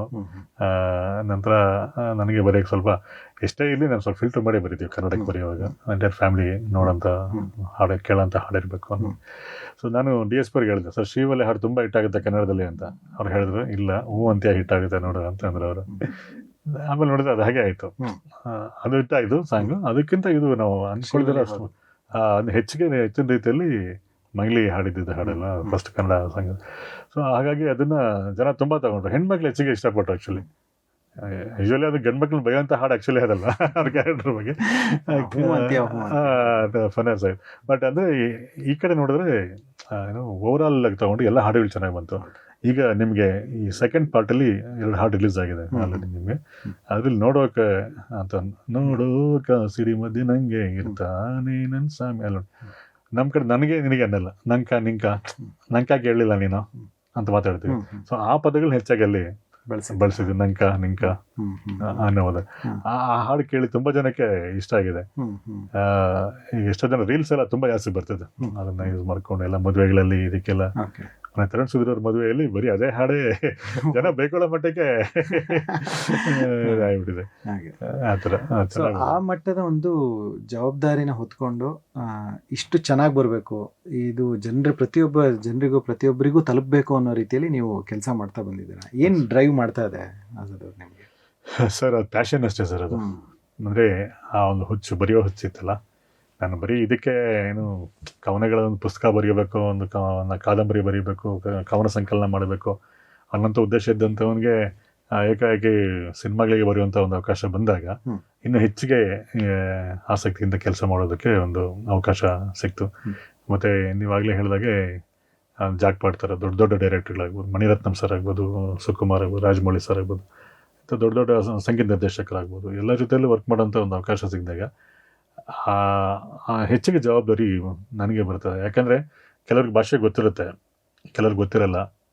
ಏನೋ ಒಂದು ಬರೆದ್ಬಿಟ್ರೆ ಆಗುತ್ತೆ ಬಿಡು ಅಂತ ಆ ಥರ ಕೆಲಸ ಮಾಡೋಕ್ಕಾಗೋದಿಲ್ಲ. ಅವ್ರಿಗೆ ಗೊತ್ತಿಲ್ವಲ್ಲ, ಇನ್ನೂ ಚೆನ್ನಾಗಿ ಮಾಡಬೇಕು ಅನ್ನೋದನ್ನು ಮನಸ್ಸಲ್ಲಿ ಇಟ್ಕೊಂಡು ವರ್ಕ್ ಮಾಡ್ತಾಯಿದ್ದೆ. ಸೊ ಹಾಗಾಗಿ ಸ್ಟಡಿ ಮಾಡ್ತೀವಿ ಸರ್. ಕೆಲವೊಂದು ಪದಗಳು ಮನಸ್ಸಿಗೆ ಅನ್ಸಿದ ತಕ್ಷಣ ಬರೆದ್ಬಿಡ್ತೀನಿ. ಆಮೇಲೆ ಈ ಪದ ಕನ್ನಡದಲ್ಲಿ ಇದೆಯಾ ಇಲ್ವೋ, ಹೆಚ್ಚಿಗೆ ಬಳಸಿದಾರ ಇಲ್ವಾ, ಮತ್ತು ಇದು ಮೀನಿಂಗ್ ಕರೆಕ್ಟಾಗಿದೆಯಲ್ಲೋ ಕ್ರಾಸ್ ಚೆಕ್ ಮಾಡ್ಕೊಂಡೇ ಮಾಡ್ತೀನಿ ಪ್ರತಿಯೊಂದನ್ನು. ಎಲ್ಲ ಗೊತ್ತು ನನಗೆ ಅನ್ನೋಂಥ ಇದು ಇಲ್ಲ. ಅಷ್ಟು ಗಮನ ಕೊಡ್ತಾ ಇರೋದ್ರಿಂದನೇ ಇಲ್ಲೇನಾಗುತ್ತೆ, ಈಗ ಡಬ್ಬಿಂಗಲ್ಲೂ ಕೂಡ ನಮ್ಮಲ್ಲಿ ಒಂದಷ್ಟು ಎಕ್ಸೆಪ್ಟೆನ್ಸ್ ಆಗಬೇಕು ಆಗಬಾರ್ದು ಒಂದು ರೀತಿಯ ಗೊಂದಲಗಳು ಇತ್ತು. ಅಂದರೆ ಡಬ್ಬಿಂಗ್ ಸಿನಿಮಾ ನೋಡೋದಕ್ಕೆ ಚೆನ್ನಾಗಿರಲ್ಲಪ್ಪ, ಅರ್ಥ ಆಗಲ್ಲ, ಅಂದರೆ ಹೆಂಗೆಂಗೋ ಮಾಡಿರ್ತಾರೆ, ಗುಣಮಟ್ಟ ಚೆನ್ನಾಗಿರಲ್ಲ ಅನ್ನೋದೊಂದು ಒಂದಷ್ಟು ದೂರುಗಳು ಅವಾಗವಾಗ ಕೇಳಿಬರೋ ಹಂಗೆ ಇರ್ತಿತ್ತು. ಆದರೆ ನೀವು ಈ ಗುಣಮಟ್ಟಕ್ಕೆ ಇಷ್ಟೊಂದು ಒತ್ತು ಕೊಟ್ಟು ಕೆಲಸ ಮಾಡ್ತಾ ಇರೋದ್ರಿಂದ ಯಾರು ಪ್ರಶ್ನೆ ಮಾಡೋಂಗೆ ಇರಲ್ಲ. ಅಂದರೆ ಇದೇನು ಇದು ಒರಿಜಿನಲ್ ಸಿನಿಮಾ ಇದ್ದಂಗೆ ಇದೆ, ಇಷ್ಟೊಂದು ಚೆನ್ನಾಗಿದೆ ಅನ್ನೋ ಮಾತುಗಳೇ ಕೇಳಿಬರುತ್ತೆ ಹೊರತು ಯಾರು ಪ್ರಶ್ನೆ ಮಾಡೋಕ್ಕೆ ಇರಲ್ಲ. ಸೊ ಅದರಿಂದ ಇನ್ನೊಂದಷ್ಟು ಎಕ್ಸೆಪ್ಟೆನ್ಸ್ ಬಿಲ್ಡ್ ಆಗ್ತಾ ಹೋಗುತ್ತೆ. ಕನ್ನಡದಲ್ಲೇ ನೋಡ್ತೀವಿ ನಾವು, ಅಂದರೆ ಬೇರೆ ಭಾಷೆ ಸಿನಿಮಾ ಆಗಿದ್ರು ಕೂಡ ಕನ್ನಡದಲ್ಲೇ ನಾವು ನೋಡ್ತೀವಿ, ತುಂಬ ಚೆನ್ನಾಗಿರುತ್ತೆ ಕನ್ನಡದಲ್ಲಿ ಮಾಡ್ತಾರೆ ಅಂತ ಅನಿಸುತ್ತೆ. ಸೊ ಆ ರೀತಿ ಒಂದು ದೊಡ್ಡ ವರ್ಗನೂ ಹುಟ್ಟಾಕೋದ್ರಲ್ಲಿ ಈ ಒಂದು ಕೆಲಸ ನಿಜವಾಗ್ಲೂ ನೆರವಾಗುತ್ತೆ. ಸರ್ ನಿಜ ಹೇಳಬೇಕಂದ್ರೆ ತೆಲುಗಿನವ್ರಿಗೆ ತುಂಬ ಇಷ್ಟ ಆಗುತ್ತೆ ಕನ್ನಡ ಬರೆಯೋ ಹಾಡುಗಳು, ತಮಿಳವ್ರಿಗೆ ಇಷ್ಟ ಆಗುತ್ತೆ.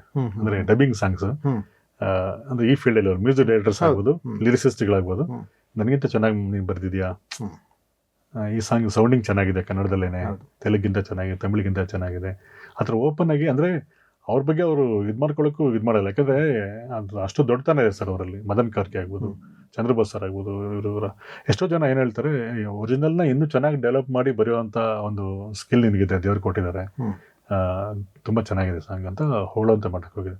ಸೊ ಹಾಗಿದ್ದಾಗ ಆಟೋಮೆಟಿಕ್ ನಮ್ಮವ್ರಿಗೆ ಕನ್ನಡದವ್ರಿಗೆ ಅದು ಫ್ರೆಶ್ ಸಾಂಗ್ ಥರ ಇರ್ತದೆ. ಅವ್ರಿಗೆ ನಮಗೆ ಏನೋ ನಮ್ಮ ಹಾಡಿಗೇನೋ ಇದು ತೊಂದರೆ ಮಾಡಿದಿರ ಹಾಗೆ, ಯಾವ ಫ್ಲೇವರ್ ಕಡಿಮೆ ಮಾಡಿದಿರ ಹಾಗೆ ಡಬ್ ಮಾಡಿದ್ದಾರೆ, ಏನು ಇಂಪ್ರೂವೈಸ್ ಮಾಡಿದ್ದಾರೆ ಅನ್ನೋಂಥ ಫೀಲಿಂಗ್ ಅವ್ರಿಗೆ ಬರುತ್ತೆ. ಸೊ ಅಷ್ಟು ಹಾರ್ಡ್ ವರ್ಕ್ ಮಾಡಿದಾಗ ಪ್ರತಿಯೊಬ್ಬರಿಗೂ ಅದು ರೀಚ್ ಆಗುತ್ತೆ, ಇಷ್ಟ ಆಗುತ್ತೆ. ಸರ್ ಡಬ್ಬಿಂಗಿಗೆ ಎಷ್ಟು ಜನ ಕಷ್ಟಪಟ್ಟಿದ್ದಾರೆ ಸರ್, ಎಷ್ಟು ಜನ ಹೋರಾಟ ಮಾಡಿದ್ದಾರೆ, ಅವ್ರಿಗೆ ನ್ಯಾಯ ಸಿಗ್ಬೇಕು ಸರ್. ಮೇನ್ ಅಂದರೆ ನ್ಯಾಯ ಇನ್ ದ ಸೆನ್ಸ್ ನಾನು ದೊಡ್ಡ ಇದು ಮಾಡ್ತೀನಿ ಅಂತೆಲ್ಲ, ಹೌದು ಡಬ್ಬಿಂಗ್ ತಂದು ಒಳ್ಳೆ ಕೆಲಸ ಮಾಡಿದ್ದಾರೆ ಇಂಡಸ್ಟ್ರಿಗೆ. ಎಷ್ಟೋ ಜನಕ್ಕೆ ಈಗ ನನಗೆ ಎಷ್ಟೋ ಜನ ಹೇಳ್ತಾರೆ ಸರ್, ನಮ್ಮ ತಾಯಿಗೆ ಚಿರಂಜೀವಿ ತುಂಬ ಇಷ್ಟ ಸರ್, ಆದರೆ ಅವ್ರ ಸಿನಿಮಾಗಳನ್ನ ತೋರಿಸ್ಬೇಕು ಅಂದ್ರೆ ಅವ್ರಿಗೆ ಅರ್ಥ ಆಗಲ್ಲ ತೆಲುಗಲ್ಲಿದ್ದರೆ. ನೀವು ಸೈರಾ ನರಸಿಂಹರೆಡ್ಡಿ ಕಂಡಕ್ಟ್ ಮಾಡಿದ್ಮೇಲೆ ಕರ್ಕೊಂಡೋದೆ ತುಂಬ ಖುಷಿ ಪಟ್ಟರು ಅವರು. ನಿಜವಲ್ಲ ನನಗೆ ಎಷ್ಟೊಂದು ಎಮೋಷ್ನಲ್ ಆ ಥರ ಎಕ್ಸ್ಪೀರಿಯನ್ಸಸ್ ಆಗಿದೆ. ಹೀರೋಗಳು ಇಷ್ಟ ಆಗ್ತಾರೆ ಕನ್ನಡದ. NTR ಅಂದರೆ ತುಂಬ ಇಷ್ಟ, ಆದರೆ ನನಗೆ ತೆಲುಗು ಬರಲ್ಲ. ಇದು ನೋಡಿದ್ಮೇಲೆ ನನಗೆ ಇಷ್ಟ ಆಯಿತು. RRR ನೋಡಿದ್ಮೇಲೆ ನನಗೆ ಆ ಮೀನಿಂಗು ಅರ್ಥ ಆಯಿತು, ತುಂಬ ಖುಷಿನೂ ಆಯಿತು ಅಂತ ಹೇಳೋವಂಥವ್ರು ಎಷ್ಟೋ ಜನ. ಆದರೆ ಎಷ್ಟೋ ಜನಕ್ಕೆ ಈಗ ಸರ್, ಈಗ ನಾವು ಕನ್ನಡದಂದ್ರೆ ಬರೀ ಕನ್ನಡ ಹೀರೋಗಳು, ಕನ್ನಡ ಯುವ ಆ್ಯಕ್ಟ್ರಸ್ ಇಷ್ಟ ಆಗಬೇಕು ಅಂತಿಲ್ಲ. ನಮ್ಮ ಕನ್ನಡ ಆ್ಯಕ್ಟ್ರಸ್ ಬೇರೆ ಭಾಷೆಗಳಲ್ಲೂ ಇಷ್ಟಪಡೋಂಥವ್ರು ಯಶ್ ಆಗ್ಬೋದು, ಸುದೀಪ್ ಅವ್ರಾಗ್ಬೋದು, ಈ ಥರ ಹಳೆ ಕಾಲದಲ್ಲಿ ಪ್ರಭಾಕರ್, ದೇವರಾಜ್ ಅವರು, ಇವನ್ನೆಲ್ಲ ತೆಲುಗುವಲ್ಲಿ ತಮಿಳಲ್ಲಿ ತುಂಬ ಪಾಪ್ಯುಲರ್ ಆಗಿದ್ರು. ಅಷ್ಟೊಂದು ಹೊರಗಡೆ ಹೋಗಿ ಔಟ್ ಆಫ್ ದ ಬಾಕ್ಸ್ ಹೋಗಿ ಏನು ಮಾಡೋದಂತ. ಸೊ ಹಾಗೆ ಬೇರೆ ಭಾಷೆ ಹೀರೋಗಳನ್ನ ಇಷ್ಟಪಡೋಂಥವ್ರು ಇರ್ತಾರೆ, ಭಾಷೆ ಬರಲ್ಲ ಅವ್ರಿಗೆ. ಸೊ ಅದೇ ಭಾಷೆಯಲ್ಲಿ ನಮ್ಮ ಭಾಷೆಯಲ್ಲಿ ಅವ್ರ ಸಿನಿಮಾ ನೋಡೋ ಹಂಗಾದ್ರೆ ಇನ್ನೂ ಚೆನ್ನಾಗಿರುತ್ತೆ ಅಂತ. ಸೊ ಹಾಗಾಗಿ ಡಬ್ಬಿಂಗಿಗೆ ಈಗ ಇನ್ನೂ ಜಸ್ಟ್ ಅಂದರೆ ನನಗೆ ಗೊತ್ತಿರೋ ಹಾಗೆ ಈಗ ಇಟ್ಸ್ ಬಡ್ಡಿಂಗ್ ಸರ್. ಈಗಿನ್ನು ತೆಲುಗು ತಮಿಳು ನೋಡ್ಕೊಳ್ಳಿ ನೀವು, ಡಬ್ಬಿಂಗ್ ಅಷ್ಟಷ್ಟು ಮಾತ್ರ ಇದ್ರೂ ಕೂಡ ತೆಲುಗು ಸಿನಿಮಾ ಸೂಪರ್ ಆಗಿ ಓಡುತ್ತೆ. ತೆಲುಗು ಸಿನಿಮಾ ತಮಿಳ್ ಡಬ್ ಮಾಡಿದ್ರು ಕೂಡ ಅವರೇಜ್ ಆಗಿದ್ರು ಕೂಡ ಹಿಟ್ ಆಗುತ್ತೆ. ಅಲ್ಲಿ ಅವ್ರಿಗೆ ಅಭ್ಯಾಸ ಆಗ್ಬಿಟ್ಟಿದೆ ಅದು. ನಮ್ಮಲ್ಲಿ ಇನ್ನು ಈಗೀಗ ಜೀರ್ಣಿಸ್ಕೊಳ್ತಿದ್ದಾರೆ.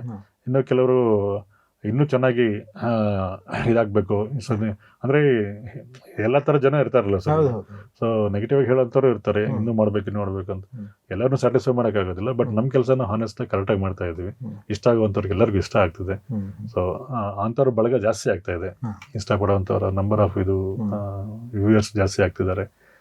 ಕಲ್ಕಿ ಸಿನಿಮಾ ಕನ್ನಡದಲ್ಲಿ ಕನ್ನಡ ವರ್ಷನ್ 50 ದಿನದವರೆಗೂ ಥಿಯೇಟರ್ ಓಡಿದೆ ಅಂತಂದ್ರೆ ಥಿಯೇಟರ್ಲಿ ಅದೊಂದು ಹೆಮ್ಮೆ ಪಡುವಂತ ವಿಷಯ. ಕಲ್ಕಿ ಕನ್ನಡ ವರ್ಷನೇ 50 ದಿನ ಥಿಯೇಟರ್ಲಿ ಕಂಪ್ಲೀಟ್ ಮಾಡಿ ನಿಜವಾಗ್ಲೂ ಖುಷಿ ವಿಚಾರ. ನೀವು ಆ ಸಿನಿಮಾಗೂ ಕೂಡ ಕೆಲಸ ಮಾಡಿದ್ದೀರಿ. ಅದಕ್ಕೆ ಹಾಡುಗಳ ಎಲ್ಲ ಡಬ್ಬಿಂಗ್ ಡೈರೆಕ್ಷನ್ ಎಲ್ಲ ಮಾಡಿದ್ದೆ.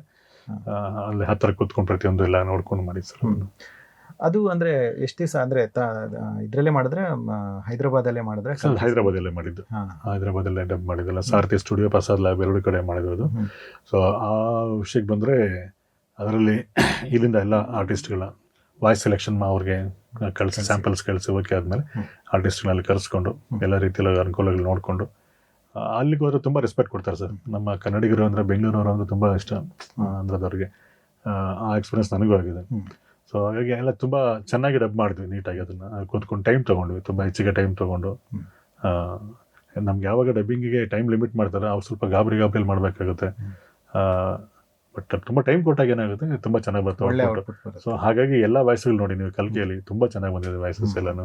ಎಲ್ಲರೂ ಅದಕ್ಕೆ ಸಾಕ್ಷಿಯಾಗಿ 50 ದಿನ ಓಡಿದೆ. ಅದು ಸರ್ ಫಸ್ಟ್ ಟೈಮ್ ಅಂದರೆ ನನಗೆ ಗೊತ್ತಿರೋ ಹಾಗೆ ಡಬ್ಬಿಂಗ್ ಸಿನಿಮಾ 50 ದಿನ ಅದು ಫಸ್ಟ್ ಟೈಮ್ ಅನ್ಸುತ್ತೆ ಇದು. ಇಲ್ಲ ಅಂದ್ರೆ ಜೈಲರ್ ಕೂಡ ತುಂಬಾ ಚೆನ್ನಾಗಿ. ಜೈಲರ್ ಎಲ್ಲ ಆಗಿತ್ತು.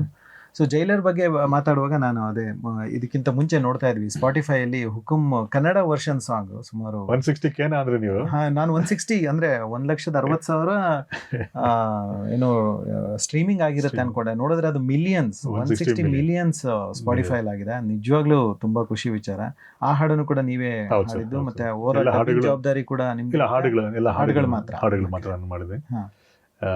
ಸುದರ್ಶನ್ ಸರ್ ಡಬ್ ಮಾಡಿದ್ದು ವಾಯ್ಸ್ ನಿಮ್ಗೆ ಗೊತ್ತಾಗೋದಿಲ್ಲ. ಆ ಹುಕುಂ ಹಾಡಲ್ಲಿ ಸ್ಟಾರ್ಟಿಂಗ್ ಡೈಲಾಗ್ ಬರುತ್ತಲ್ಲ, ಇಲ್ಲಿ ನಾನೇ ಕಿಂಗ್, ಆ ಡೈಲಾಗ್ ಕೇಳಿದ್ರೆ ಅವ್ರು ರಜನಿಕಾಂತ್ ಅವರೇ ಮಾತಾಡಿದ್ದಾರೆ ಅನ್ನೋ ಥರ. ಇತ್ತೀಚೆಗೆ ಅಷ್ಟೇ ಅವರಿಗೆ ಒಂದು ಗಿನ್ನೀಸ್ ರೆಕಾರ್ಡ್ ಅಂದರೆ ಐ ಮೀನ್ ವರ್ಲ್ಡ್ ರೆಕಾರ್ಡ್ ಒಂದು ಸರ್ಟಿಫಿಕೇಶನ್ ಬಂದಿದೆ ಸರ್ ಅವರಿಗೆ. Number of voices, number of movies ಆಗ್ಬೋದು, ಎಲ್ಲ ಸೇರಿ ಒಂದು ತುಂಬಾ ಖುಷಿ ವಿಚಾರ. ಕನ್ನಡದ ಡಬ್ಬಿಂಗ್ ನ ಒಂದು ಅದ್ಭುತ ಪ್ರತಿಭೆ ಅಂದ್ರೆ ಸುದರ್ಶನ್. ನಾವು ಜೈಲರ್ ಸಿನಿಮಾ ಬಿಡುಗಡೆ ಸಮಯದಲ್ಲಿ ಅವ್ರದ್ದೊಂದು ಇಂಟರ್ವ್ಯೂ ಕೂಡ ಮಾಡಿದ್ವಿ. ಸಖತ್ ಖುಷಿ ಆಯ್ತು. ಅಂದ್ರೆ ಡೆಫಿನೆಟ್ಲಿ ಅವರಷ್ಟು ಚೆನ್ನಾಗಿ ರಜನಿಕಾಂತ್ ಅವ್ರನ್ನ ಅಂದ್ರೆ ಡಬ್ ಮಾಡೋದು ಕನ್ನಡದಲ್ಲಿ ಇನ್ನೊಬ್ರು ಸಿಗ್ತಾರ ಅನ್ನೋದೇ ಒಂದು ರೀತಿಯ ಹೆದರಿಕೆ ವಿಷಯ. ಅದು ಎಲ್ಲ ಸೀನಿಯರ್ ಆರ್ಟಿಸ್ಟ್ಗಳಿಗೂ ಅವರು ಮ್ಯಾಚ್ ಆಗ್ತಾರೆ, ಆ ಕ್ಯಾರೆಕ್ಟರ್ ಇನ್ವಾಲ್ವ್ ಆಗ್ಬಿಡ್ತಾರೆ. ಅನಂತ್ನಾಗ್ ಅವ್ರ ವಾಯ್ಸನ್ನು ಕೂಡ ಅದ್ಭುತವಾಗಿ ತೆಗಿತಾರೆ. ಅದ್ಭುತವಾಗಿ. ಯಾರು ಮಾತಾಡಿದ್ರು ಅಂತಾನೆ ಗೊತ್ತಾಗಲ್ಲ. ಅನಂತ್ನಾಗ್ ಅವ್ರು ಮಾತಾಡಿದ್ರೆ ಸುದರ್ಶನ್ ಅವ್ರು ಮಾತಾಡಿದ್ರು ಅಂತ ಹೌದು, ಗೊತ್ತಾಗಲ್ಲ. ನಿಜ. ನನ್ಗೆ ಯಾರೋ ಹೇಳ್ತಿದ್ರು ಅಟ್ ಎ ಟೈಮ್ 2 ಸಿನಿಮಾ ಇದ್ದಾಗ ಅವ್ರೊಂದು ಮಾಡೋರು ಗೊತ್ತಾಗ್ತಿರ್ಲಿಲ್ಲ ಅನ್ನೋ ಥರ. ಅಷ್ಟು ಪರ್ಫೆಕ್ಷನ್ ಆಗಿ ಅವರು ಡಬ್ಬಿಂಗ್ ಮಾಡ್ತಾರೆ. ಸೊ ನಮಗೆ ಚಿರಂಜೀವಿಗೆ ಆಗ್ಬೋದು, ಬಾಲಕೃಷ್ಣಗೆ ಆಗ್ಬೋದು, ರಜನಿಕಾಂತ್, ಕಮಲ್ ಹಾಸನ್, ಕಮಲ್ ಹಾಸನ್ಗೆ ಅವರೇ ಮಾತಾಡಿದ್ರು. ಸೊ ಆ ರೀತಿ ವಾಯ್ಸಸ್ ಬೇಕು ಅಂದ್ರೆ ಅವ್ರು ನಮ್ಗೆ ದೊಡ್ಡ ಅಸೆಟ್ ಕನ್ನಡ ಡಬ್ಬಿಂಗ್ ಇಂಡಸ್ಟ್ರಿಗೆ. ತುಂಬಾ ದೊಡ್ಡ ಆಸ್ತಿ ಅವರು. ಸೊ ಅಂತ ಆರ್ಟಿಸ್ಟ್ಗಳು ಅವರೆಲ್ಲರನ್ನ ಬಳಸ್ಕೊಂಡು ಈ ಥರದ್ದೆಲ್ಲ ಒಳ್ಳೆ ಚೆನ್ನಾಗಿ ಔಟ್ಪುಟ್ ಬಂತದ್ದು. ಸರ್ ಜೈಲರ್ ಬಗ್ಗೆ ಹೇಳಬೇಕು ಅಂತಂದ್ರೆ ವಿಜುವಲ್ಸ್ಗೆ ಮತ್ತೆ ನಿಮಗೆ ಲಿರಿಕಲ್ ವಿಡಿಯೋ ನೋಡಿ ನೀವು ಕರೆಕ್ಟಾಗಿ ಮ್ಯಾಚ್ ಆಗುತ್ತೆ. ಕೂದಲು ಸವರ್ಕೊಳ್ಳೋದು, ಕೈ ಚಳಕ ಆಗ್ಬೋದು, ಬೆರಳಿನ ಕೈ ಚಳಕ. ಸೊ ಇದೆಲ್ಲ ನನಗೆ ಅಂದರೆ ಈಗ ತಮಿಳಿಂದ ತಗೊಂಡ್ರೆ ನಾನು ಲಿರಿಕ್ಸ್ನ ತಮಿಳಲ್ಲೇ ಬರೀತೀನಿ. ತಮಿಳ್ ಲಿರಿಕ್ಸ್ ಬೇಸಾಗಿ ಇಟ್ಕೊಂಡೇ ಮಾಡ್ತೀವಿ. ತಮಿಳ್ನ ತೆಲುಗು ಡಬ್ ಮಾಡಿರ್ತಲ್ಲ ಕೆಲವೊಂದು ಸರಿ ಅದನ್ನು ಕೊಡ್ತಾರೆ ನನಗೆ. ಸೊ ನಾನು ರಿಕ್ವೆಸ್ಟ್ ಮಾಡಿ ಒರಿಜಿನಲ್ ಲಿರಿಕ್ಸಾಗಿ ಕೊಡಿ ಅಂತ ಕೇಳ್ತೀನಿ. ತೆಲುಗುವಿಂದ ಮಾಡಬೇಕಾದ್ರೆ ತೆಲುಗು ಒರಿಜಿನಲ್ ತೊಗೊಳ್ತೀನಿ. ಯಾಕಂದರೆ ಆ ಒರಿಜಿನಲ್ ಒಂದು ಫ್ಲೇವರ್ ಇರ್ತದೆ. ಸೊ ಅದು ಮಿಸ್ ಆಗಬಾರ್ದು ಅಂತ. ಡಬ್ ಮಾಡೋದ್ರೆ ಮತ್ತೆ ನಾನು ರೀಡಬ್ ಮಾಡೋದು ಚೆನ್ನಾಗಿರೋದಿಲ್ಲ.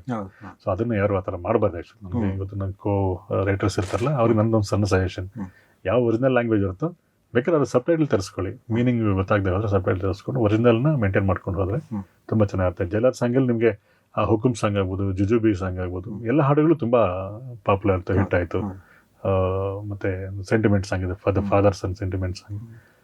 ಮತ್ತೆ ಅದರಲ್ಲಿ ತುಂಬಾ ಕ್ಲೆವರ್ ಆಗು ಕೆಲವು ಪದಗಳನ್ನ ಬಳಸಿದ್ದೀರಾ. ಅಲ್ಲಿ ತಮಿಳಲ್ಲಿ ಬ್ಯಾಡಸ್ ಅಂತ ಇರೋದನ್ನ ನೀವು ಕನ್ನಡದಲ್ಲಿ ಬ್ಯಾಡ ಶಿವ ಅಂತ ಮಾಡಿ. ಅದು ಇದ್ರದ್ದು ಲಿಯೋ, ಸಾರಿ ಜೈಲರ್ ಅಲ್ಲ, ಲಿಯೋದಲ್ಲಿ.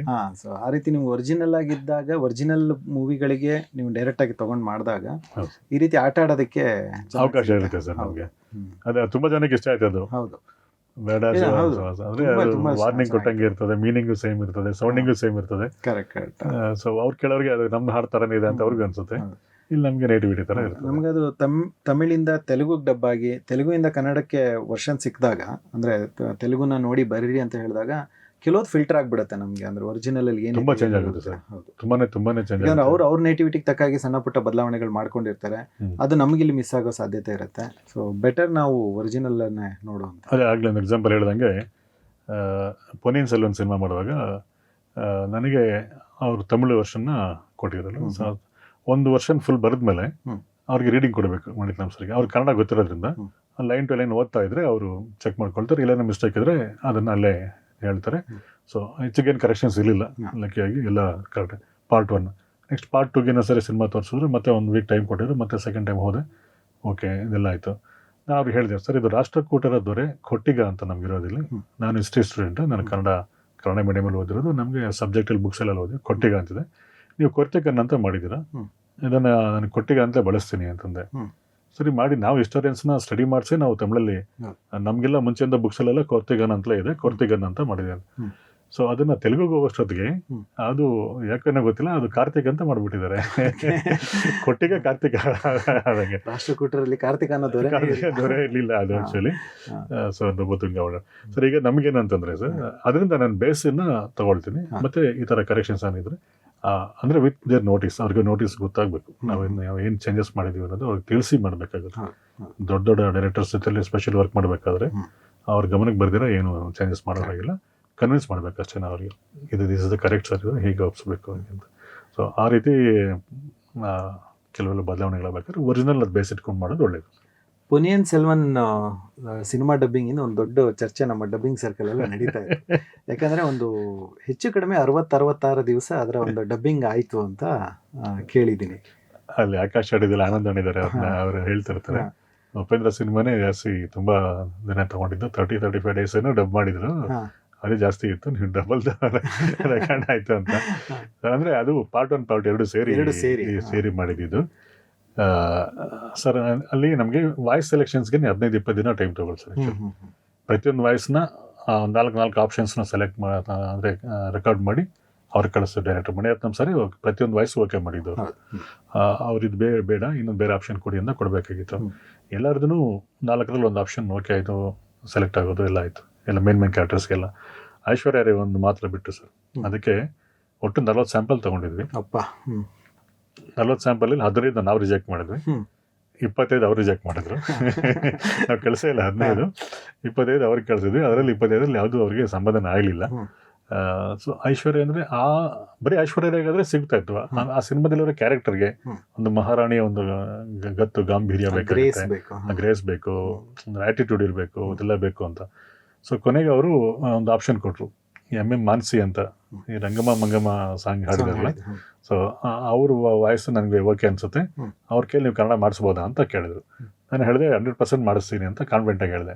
ಯಾಕೆ ಅಷ್ಟು ಕಾನ್ಫಿಡೆಂಟಾಗಿ ಹೇಳಿದೆ ಅಂತಂದರೆ, ಇದಕ್ಕೆ ಮುಂಚೆ ರಂಗಸ್ಥಳ ಮೇಲೆ ನಾನು ಅವ್ರಿಗೆ ಕನ್ನಡ ವರ್ಷನ್ ಹಾಡು ಆಡಿಸಿದಾಗ ಅವ್ರು ಬರ್ಕೋಬೇಕಾದ್ರೆ ಹಿಂದಿಯಲ್ಲಿ ಬರ್ಕೊಳ್ತಿದ್ರು.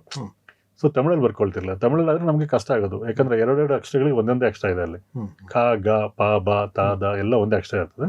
ಸೊ ಹಾಡಬೇಕಾದ್ರೆ ನಾವು ಡಬ್ಬಿಂಗ್ ಹೇಳಬೇಕಾದ್ರೆ ಉಚ್ಚಾರಣೆ ದೋಷ ಬರೋ ಚಾನ್ಸಸ್ ಜಾಸ್ತಿ ಇರ್ತಾ ಇತ್ತು. ಸೊ ಹಿಂದಿಯಲ್ಲಿ ಬರ್ಕೊಂಡು ಸಪ್ರೇಟ್ ಅಕ್ಷರಗಳು, ನಮ್ಮ ಕನ್ನಡ ಥರನೇ ಅಕ್ಷರಗಳು ಇರೋದ್ರಿಂದ ಅವ್ರಿಗೆ ಅಷ್ಟೇ ಅಕ್ಷರಗಳು ಇರೋದ್ರಿಂದ ತೊಂದರೆ ಆಗೋದಿಲ್ಲ ಅಂತ ಆ ಒಂದು ಉದ್ದೇಶದಲ್ಲಿ ಓಕೆ ಅಂತ ಹೇಳಿದೆ. ಅವ್ರಿಗೆ ಪ್ರತಿಯೊಂದು ಲೈನ್ ಟು ಲೈನ್ ಬರೆಸಿ ಒಂದ್ಸರಿ ಹೇಳಿಸ್ಬಿಟ್ಟು ಆಮೇಲೆ ಡಬ್ಬಿಂಗ್ ಮಾಡಿಸಿದೆ. ಒಂದು 3 days ಟೈಮ್ ತೊಗೊಂಡು ಅದು ಅಲ್ಲಿ ಮಾಡಿದ್ದು.